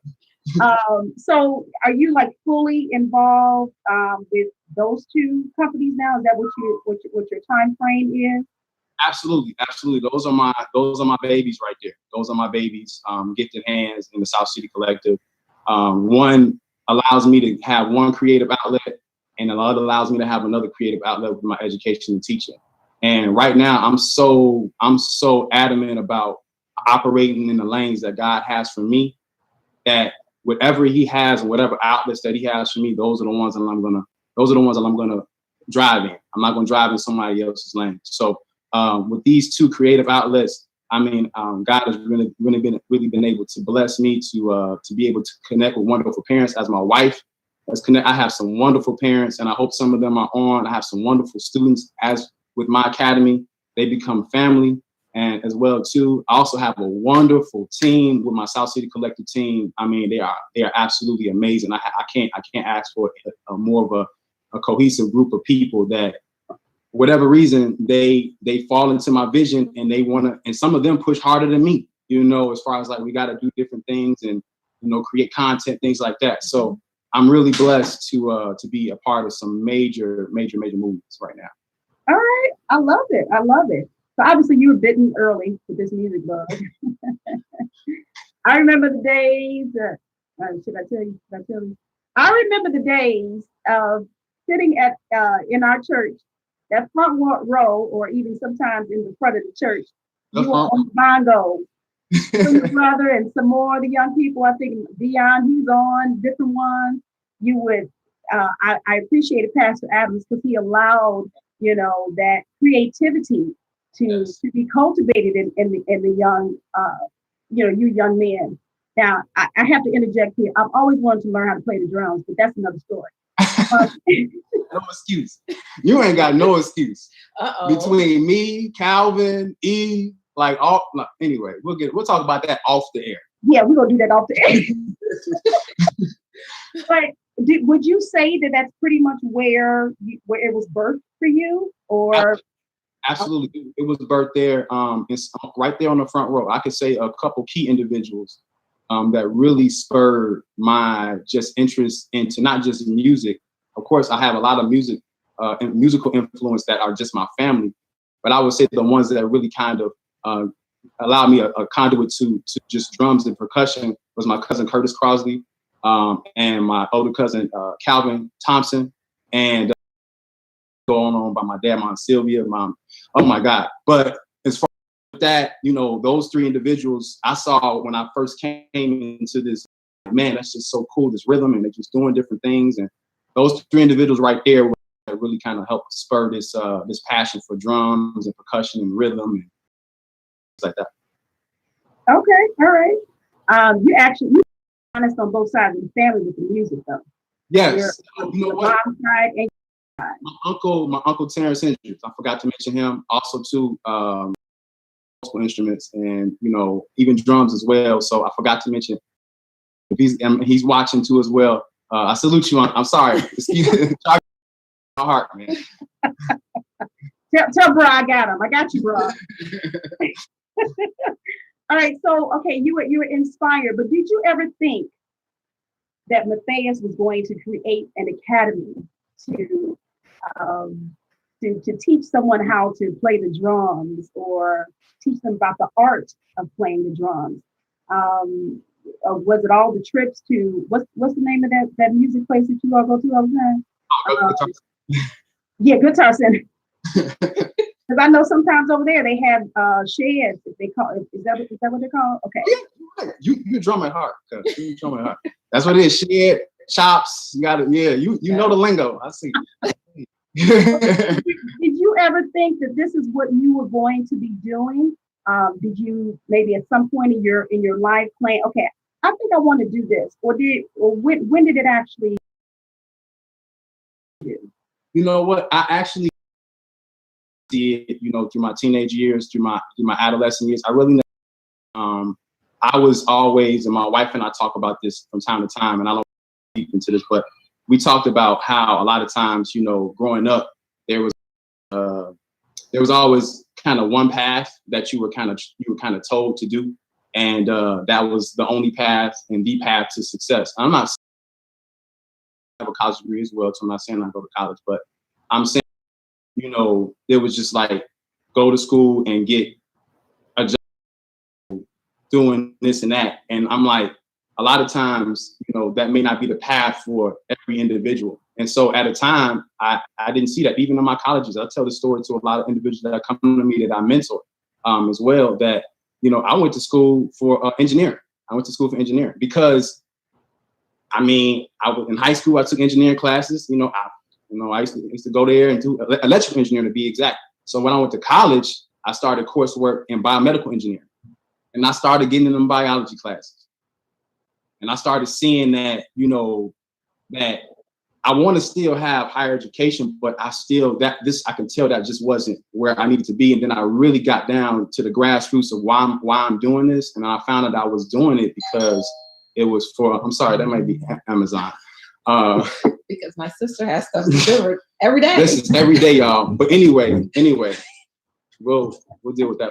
But it was always just this one path. So I kind of found out after hitting my head, and believe me, I hit my head a lot of times, really trying to progress and really trying to find out exactly where do you want me to be? Where do you want me to go? What do you want me to do?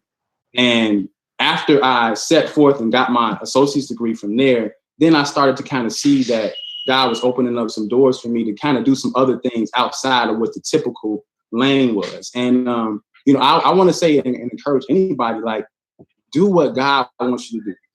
Don't do what people tell you to do, or do what God, have that relationship with him, that communion with him, so he can lead and guide and he can direct you, at any stage of your life. I'm telling you right now, it is so important that you do that. So I hope I answered your question in that, but yes, I did not know that early. I did not know that until late, when I really started to determine that God had kind of comes, as we mature and learn.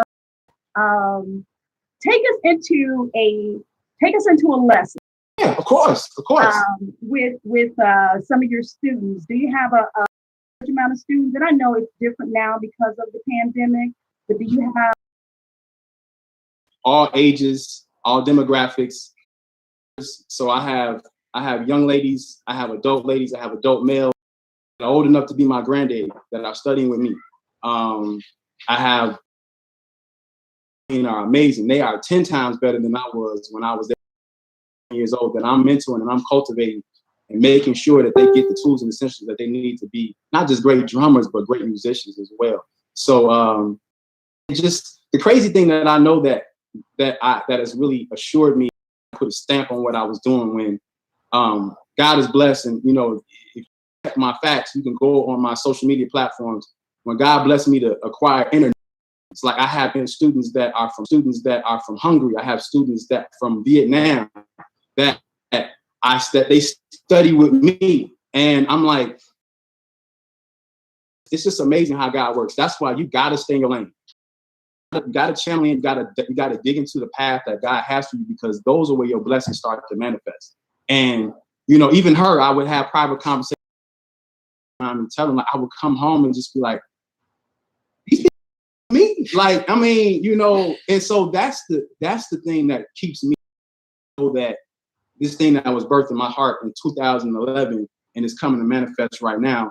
So much to the point where I also have educators that will be starting with me in the around August, that we're expanding our services. So now we're going to really, I don't want to dig too deep, but we're going to be expanding and really catering towards the multi-percussionists. So if you want to learn how to play vibraphone, if you want to learn how to play xylophone, if you want to learn how to play glockenspiel, if you want to learn how to play the marimba, I'm going to have instructors for that. If you want to learn how to play timpani, I'm going to have instructors for that.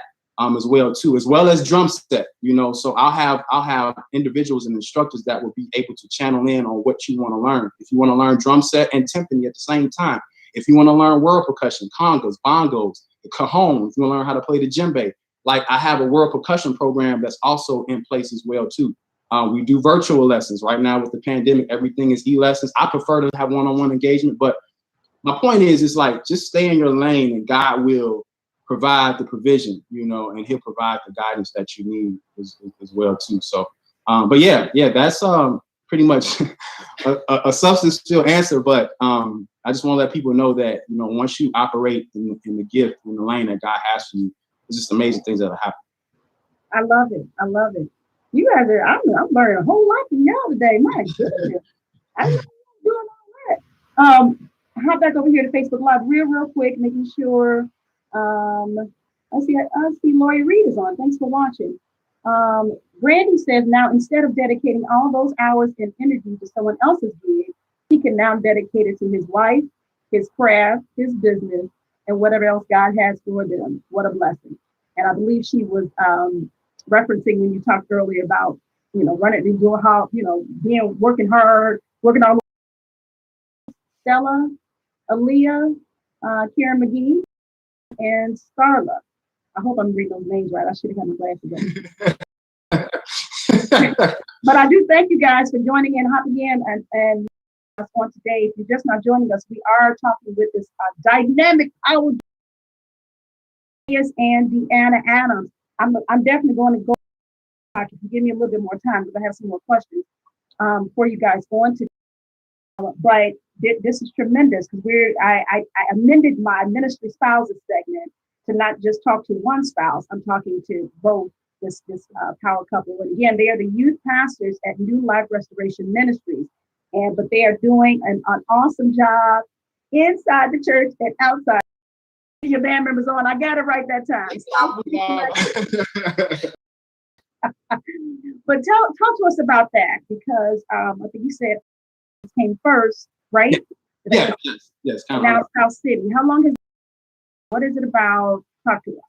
Yes, I established the South City in November of 2016, and what it was at the time, because outside of the South City Collective, before I started, I performed a lot with a lot of other artists as well too. Touring and spot dates and things like that. Playing different genres of music and stuff. So, but I wanted to have something, once again, that was my own. I wanted to have something that was my own, kind of control my own narrative in regards to, because I didn't want to. It's just a lot of stuff I wanted to just control. The places that I play, and reality, the salvation that is birthed inside of you. So, on my own narrative, that was really where it was at. And actually, the South City Collective, on accident. There was an event that someone, because everybody calls me for bands. I mean, any calls for put together a band, and can you do this? Can you and event in November at the Connection in Hyde Park, Bronzeville area. And my go-to squad, my cousins, nobody was available. And so I had kind of put together just a bunch of musicians and singers that I had been recently performing with at that particular time. And I just kind of put everybody together, just, hey, you're available. And everybody said yes. They gave me the green light. Long story short, we did the event. It was a private birthday party. and we destroyed the place, and with no rehearsals. And before me getting having this vision to start the team, I was already starting. I was like, I want to do my own thing. I want to have my own team. I want to have my own alliance, or own people that I can really be able to lead and guide and be able to help us, be able to just kind of do different things more on the corporate side. And we can get into that later. And when this team was established, this is where it all started. Then we had our first official live show. That was in February of 2017. We launched it, and then we've been going ever since. I mean, we've done stuff for the NAACP. We've done stuff for the Proviso Township Rotary Club. We've also done stuff for the Matson School Districts. We've done stuff for the City of Olympia Fields. We've backed some wonderful artists here in the Chicagoland area. One of my favorite artists that I love to back, her name is Dorothy Roberson. And if she's on, Miss Dorothy, I love you. She called herself Chicago's Tina Turner. And if you have not seen a show of hers, it is energy to the fullest. She puts our band to the max. We're doing Motown and we're doing Tina Turner stuff. It is amazing. As well too, we've done venues like Blue 10 Live in Deerfield. We've done Shuba's and Lincoln Hall. Done a lot of other venues as well. Really connected with some great people. We've opened for Carrie Hilson as well too. Some really as well. We're also part of a live music series that's hosted. We just recently acquired a deal with Mariano's that once this pandemic and everything kind of breaks down, we're going to be doing live shows at Mariano's. And if y'all ain't been on our live, if you missed it, go to our Facebook page. We got some clips up there of a live house music set that we're doing. So if you're into house music, I mean, it's on our Facebook page. Got a really good clip of me and my dynamic team are just going music as well too. So if you've been to any one of our shows at Redwood Lux, this is an amazing. You can come in there. You can bring your family. You can bring your friends. Have a good, clean time.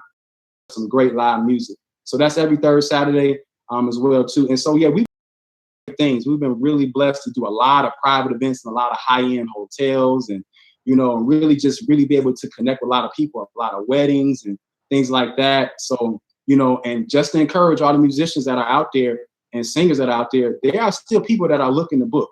My band right now, we're still getting I have a team of people, and I gotta also acknowledge one of my partners, Shannon Harris. She also, we collaboratively put things together for booking and handling all the business and things like that. But it's like people are still booking services. People are still want to book for later on this year. You still got weddings and things like that that are going on, and people want to set up, and they'll pay your price, but you got to give them quality. So, but yeah, that's kind of in a nutshell. And if you want to, of course, experience more of the South City Collective. I mean, we're on Instagram, we're on Facebook, we're on YouTube. I update that content regularly, sometimes almost 2 to 3 times a day. So if you want to see pictures, if you want to see updated video, go on there. Instagram, South City Collective, Facebook, South City Collective SCC, and then the same thing on YouTube, South City Collective SCC. Get a chance to see videos and pictures and things like that. Pretty much of music. Yeah, primarily, of course, we're able to cater to types of events, like even for pastors. So we're able to do anything from traditional gospel to gospel jazz, to R&B to neo soul to funk to house to classic rock, different genres of music, to really cater towards our corporate. Like, once again, that's really our dynamic right there. Our market niche is really the corporate clients and things like that. So, and we've been blessed to really kind of break into that field and things like that. And it's been great. It's been a great ride so far, up to this point. So I know this summer, if this epidemic had, if it didn't shut everything down, we were going to be owning the South suburbs, y'all. Y'all will see us everywhere. So all the festivals, things like that, but that remains to be seen. But I'm telling you, just, if you really want to follow a group of individuals, because I can't do this without my team. I got an amazing team. Amazing. And my brother's a part of my team as well. I have an awesome team of musicians and singers, and they've been rocking with me for so long, and they believe in what we're doing and believe in my vision. And I love you guys. If you guys are watching, and ladies, if you guys are watching, I appreciate you all, and I can't do it. I can't do it without you all. So, and then I forgot to mention as well, Joe Soto from V103 is a huge fan of the South City Collective. He made an unsolicited shout out a few times on his afternoon radio show. We had an opportunity to do an event with him, and he just fell in love with our band. And he's a huge advocate of what we do. So just, you know, it's just all about building relationships and all about just treating people right and putting out quality music as well too. And just, you know, just kind of being different, operating in your own lane. You know, I have a bunch of individuals right now that are part of my team, part of my SSC team, that everybody is just, we into operating in our own lane, and I love it. I love individuals that have individuality in their movement, and they're not governed by what other people think or what other people may feel. It's just kind of like, okay, this is the path that we have, and it's manifesting. So, right. I love it. Well, you know, music is a universal language. Universal language. So that people rely on it, you know, so much, whether it's for events or what have you. Yes. Before I came on today, you know, I'm like getting ready and getting everything set up, and I'm listening to music. That's just, you know, that kind of like calms me, you know. It does. If you will. But I love it. I love the concept. You said that you're still getting requests in during the pandemic. So if I'm throwing a birthday party, if I'm throwing some kind of event, I can call SCC. Yes, and let me tell you, we even go further. Like I said, my wife mentioned it, and this is where I challenge her at. Diversify your company. Entrepreneurs, if you're out here, business owners, diversify your company. Don't just have one stream where you, of course, you want to stay within the guideline, or not within the borders of your business. You don't want to be doing taxes and then you doing tutoring service. I'm saying, like, take your business. If I can say anything that anyone takes away from this, take your business and start to add different avenues to it. Like my wife, with the learning stations as well too. It's been great, you know, for her to do that, as well as with the, you know, South City Collective. Like I have DJ services. I have one of the hottest DJs in the city of Chicago, DJ Wildchild, on my team, as well too. Also, we do you know, like MC services. If you need MC services at your wedding or your event, we provide that as well too. We bring the whole package. I bring my sound man. It's professional. This ain't no ragtag thing. If anybody that knows me, I'm very detailed. It's always been like that. And this is how the South City Collective operates. We operate in excellence. And so if you call me, this is what's going to happen. This is, you know, you're going to get a band that's going to come in on time and not going to be smelling like marijuana. We ain't going to be coming in with our pants sagging down. Like, we're going to come in, rock the show, or do your event, and then you're going to be calling us back again. I guarantee you that. So, but yeah, that's the thing. You know, you call us for your private events, you got weddings, any types of things, like trying to think, you know, if you're an artist, you don't have a live band, and you know, you putting a show together, call me. You know, I have the people in place. We'll do it. You know, we'll do your backing tracks. You know, we'll do everything. We'll rehearse. You got to pay though, but it's not free. But we'll do all those things. We'll do all those things. A one-stop shop. It's a one-stop shop. I got singers and everything. So I mean, it's just, you know, when you're operating like that, when you operate in a certain way, people will respect your brand, and then, you know, they'll be willing to pay for, you know, for quality. As long as you bring in quality, you know, they'll be willing to pay for it.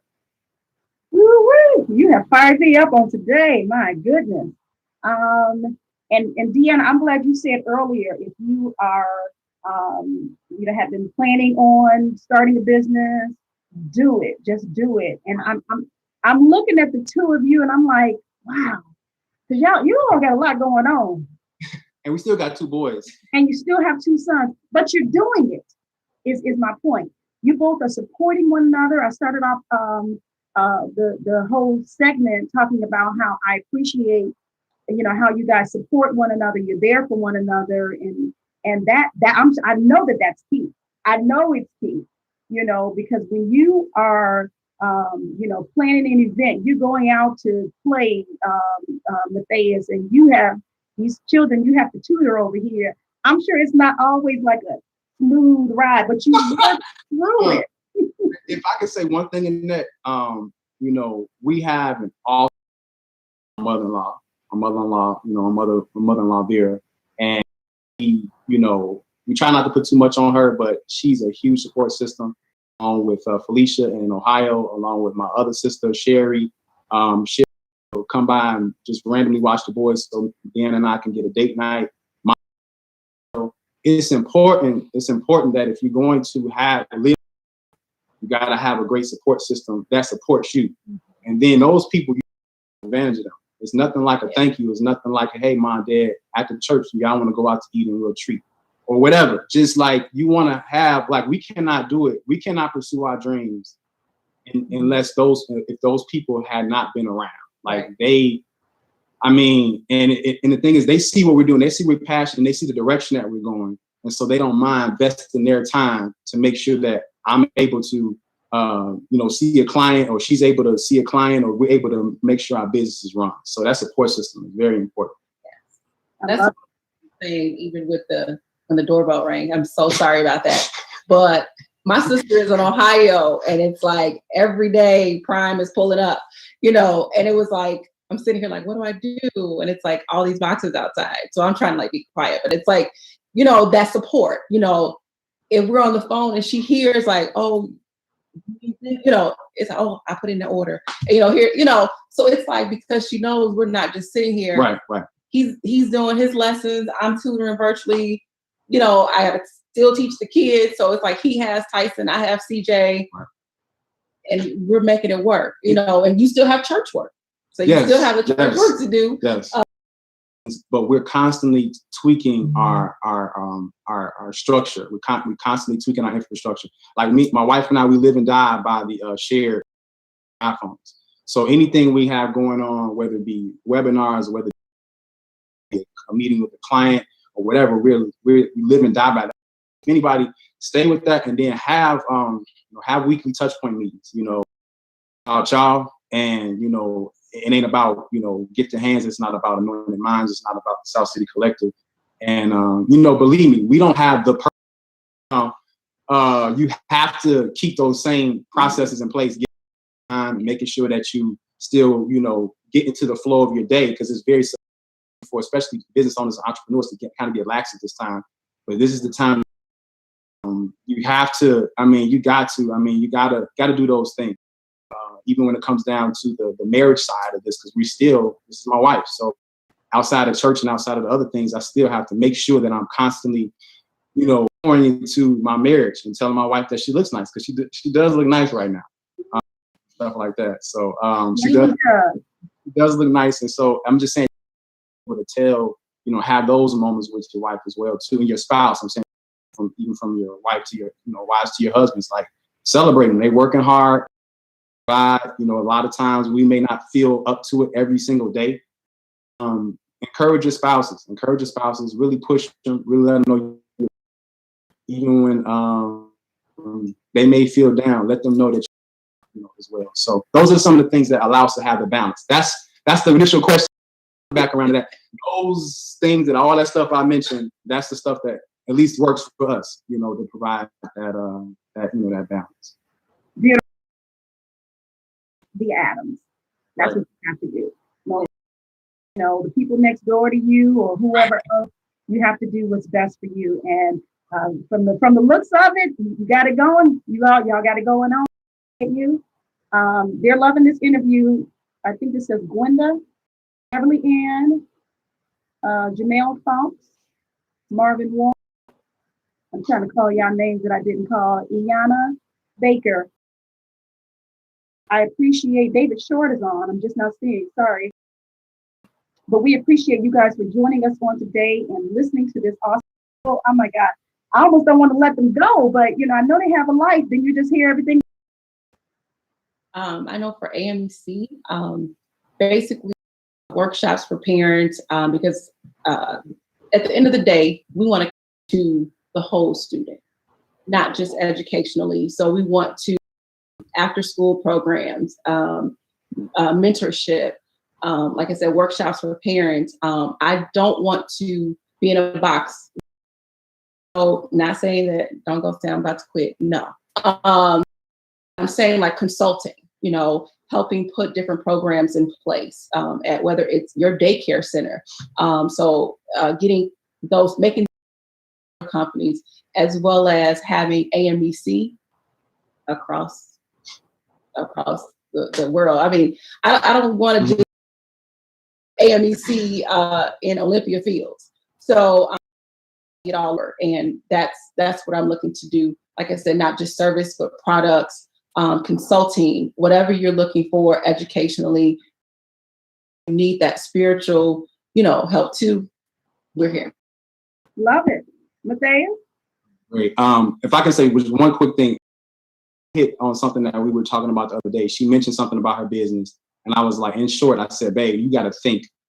You can't put this in a box. You can't just think, okay, I'm going to serve the South suburbs of Chicago. No, you got to think that and more. So He's trying to say he gave that to me. I'm not saying that. I'm just back to your question in that. So sorry, guys. So what's going on for me? I want to be in a prime position where I'm pushing her. That's one of the things where you said within the next 5 to 10 years, 15 years plus, I want to be in a prime position where I'm pushing her. She knows behind closed doors, I got her back. She knows that, not just with the business, but just even her, just spiritually and mentally, I want to make sure that she's always in a place where she can be resilient, even when stuff comes around. So that's the number one thing I want to be in that position to push her. I want to completely take her off her job. And she knows that. That's always been my thing. So I'm not just saying it. I've always said that. And I want to completely take her off her job to where she can just do anything I want to see her win. In regards to, the things that God has birthed me, as far as like with South City Collective, we definitely have a lot, even just in the very immediate future, we have a lot.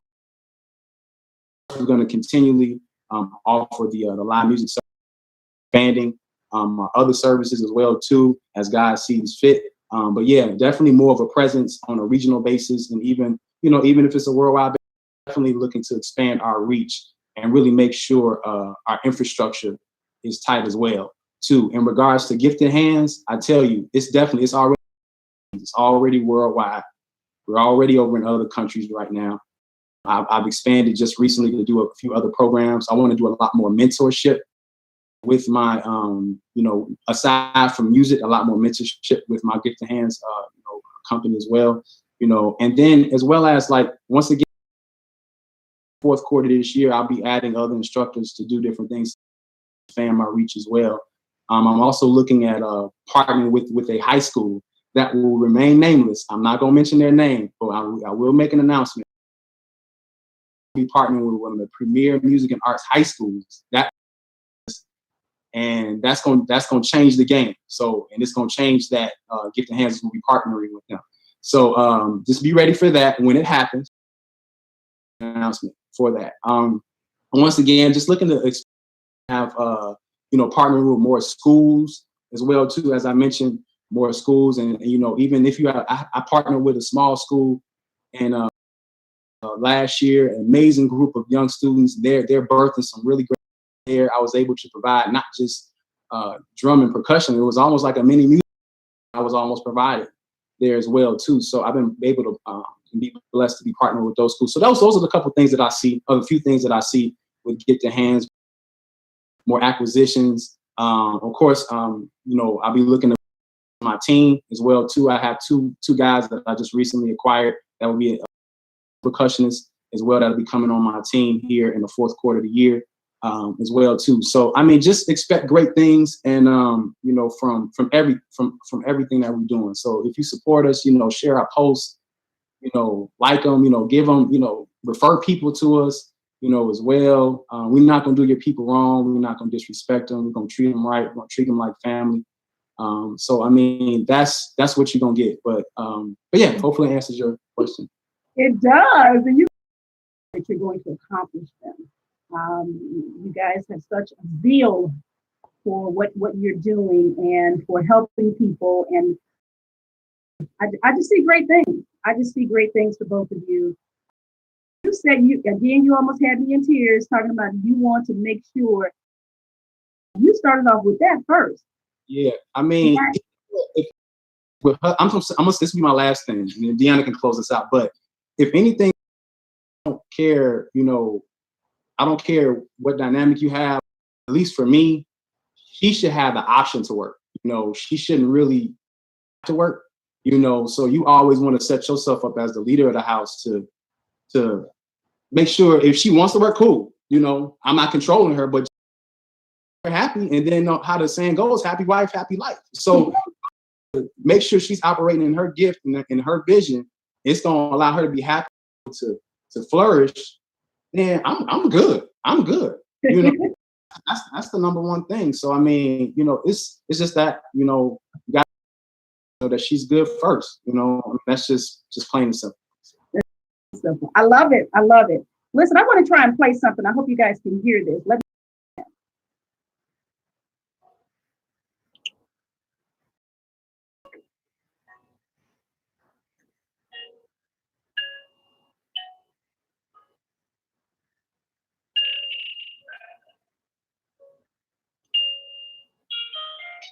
Inspiring the minds of today's youth, signaling their journeys beginning as one end, moving forward, never looking back. Accomplishments that they have made shall propel them to realize destinies that are before them. It was you who motivated them to remember to strive and always be their best. As you empower them, anointing their minds to educate and prepare so that they may be conquered by them and shall go and succeed. Let knowledge be their motivating force, be all that they and nothing shall be impossible for them, because they have a dream that must come to pass. They shall travel into new adventures, aim high, reach towards the sky, because they're becoming what they are destined to be.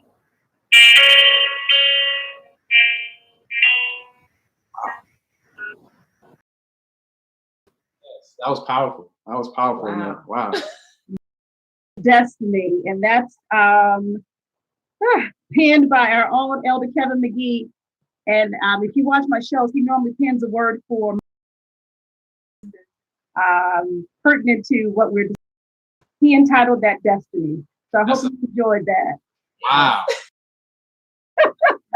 Yeah. Yeah. I was gonna say, if you can, it's empowering. Like that was an empowering word. Thank you. I wanted to play it, and I was going to play it through the system, but hey, I'm a novice being a producer today, so I had to play it on another device. So I'm glad you're able to hear it. I see Darian Williams popped in. Hey, brother. Phil is on, Nakia Hall. I think I may have mentioned her name. But I enjoyed that. I enjoyed the spoken word, and I enjoyed the two of you. So thank you again so much for taking time out on today of your busy schedule. But I do bid you Godspeed, and I encourage the both of you to continue on, go reach those goals, go grab those goals, go, impact others' lives as you're doing. The children, the young people, you said you even had some older people as your students. Yeah. Continue impacting the lives positively, because we definitely need that in this day and time. And these are millennials, guys. They're out here doing that thing. I keep telling y'all watch these millennials, because they are first generation. Them last ones, I don't know what they thinking. Them generation, I think X and Y, I don't know, but I'm a first generation millennial, so we got our heads on straight a little bit. No, you're right. You're right. I agree with that. You definitely have your head on straight. But yeah, I appreciate it. You guys have taken time out today to share with us your journey, to share with us about your companies, and it's been inspirational. They've been on here. They've been enjoying the interview. They've been enjoying your responses to my questions and your comments and everything. And again, keep that what you have between the two of you. And we know that God is going to continue email. Well, go ahead. I guess. So yeah. So if either of you get a chance, go ahead and put your information in the comments so they can contact you. I know a little bit. Shared Deanna's. I try to share your posts when you're out and everything, so that people can know what you're doing. And now education, that's so important. The music is still important as well. Contact them, guys. I'm sure your children can need some tutoring, some consulting. You probably want to learn how to play the drums or all those other instruments he talked about that he's bringing into focus. So this is definitely something you don't want to miss out on. But Annette appreciates you, and thanks for coming to Get Called Annette on today and telling us your story. Do you want to say anything before we leave?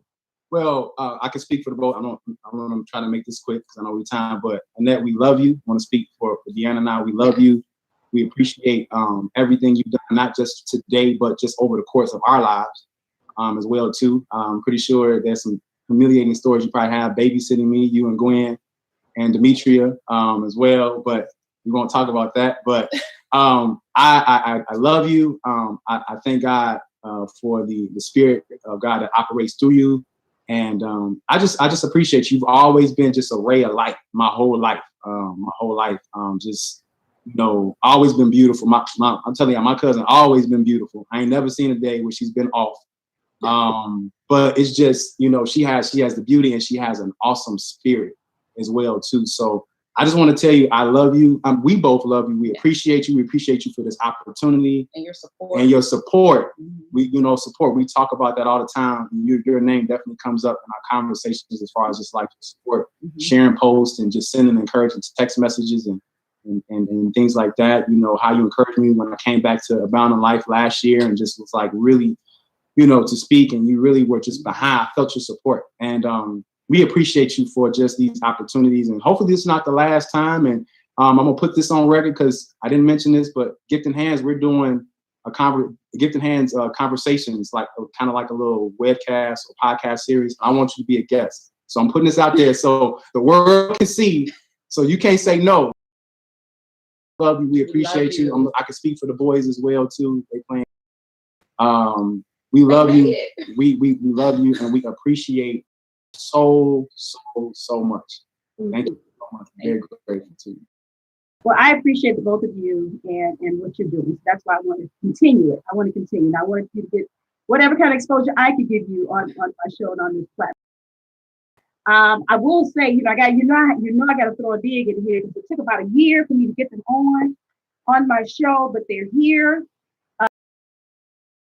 And she all but told me no. And so, I just had to pray about it. I had to go somewhere and cry and just pray. Our schedule was just crazy. But we were in the house, so it's like, I was like, I had to text Bridget, we could do it. Yeah. It worked out though. It worked out because God, again, He knows His perfect timing. I had a guest a few weeks ago, Dr. Melvin Woodard. He wrote a book, God's Perfect Timing. So God knows. He knows when, and He knows how to do everything. So this has been tremendous. I've enjoyed you. My visitors have enjoyed you as well. I see some that are hopping in. You may have to be trying to rewind once we end this live feed. Barbara Mack, love and prayers here, and then also Divine Favor is just not joining us. But session, I've had 2 segments today. I think I'm going to go take a nap. Just kidding. Well deserved.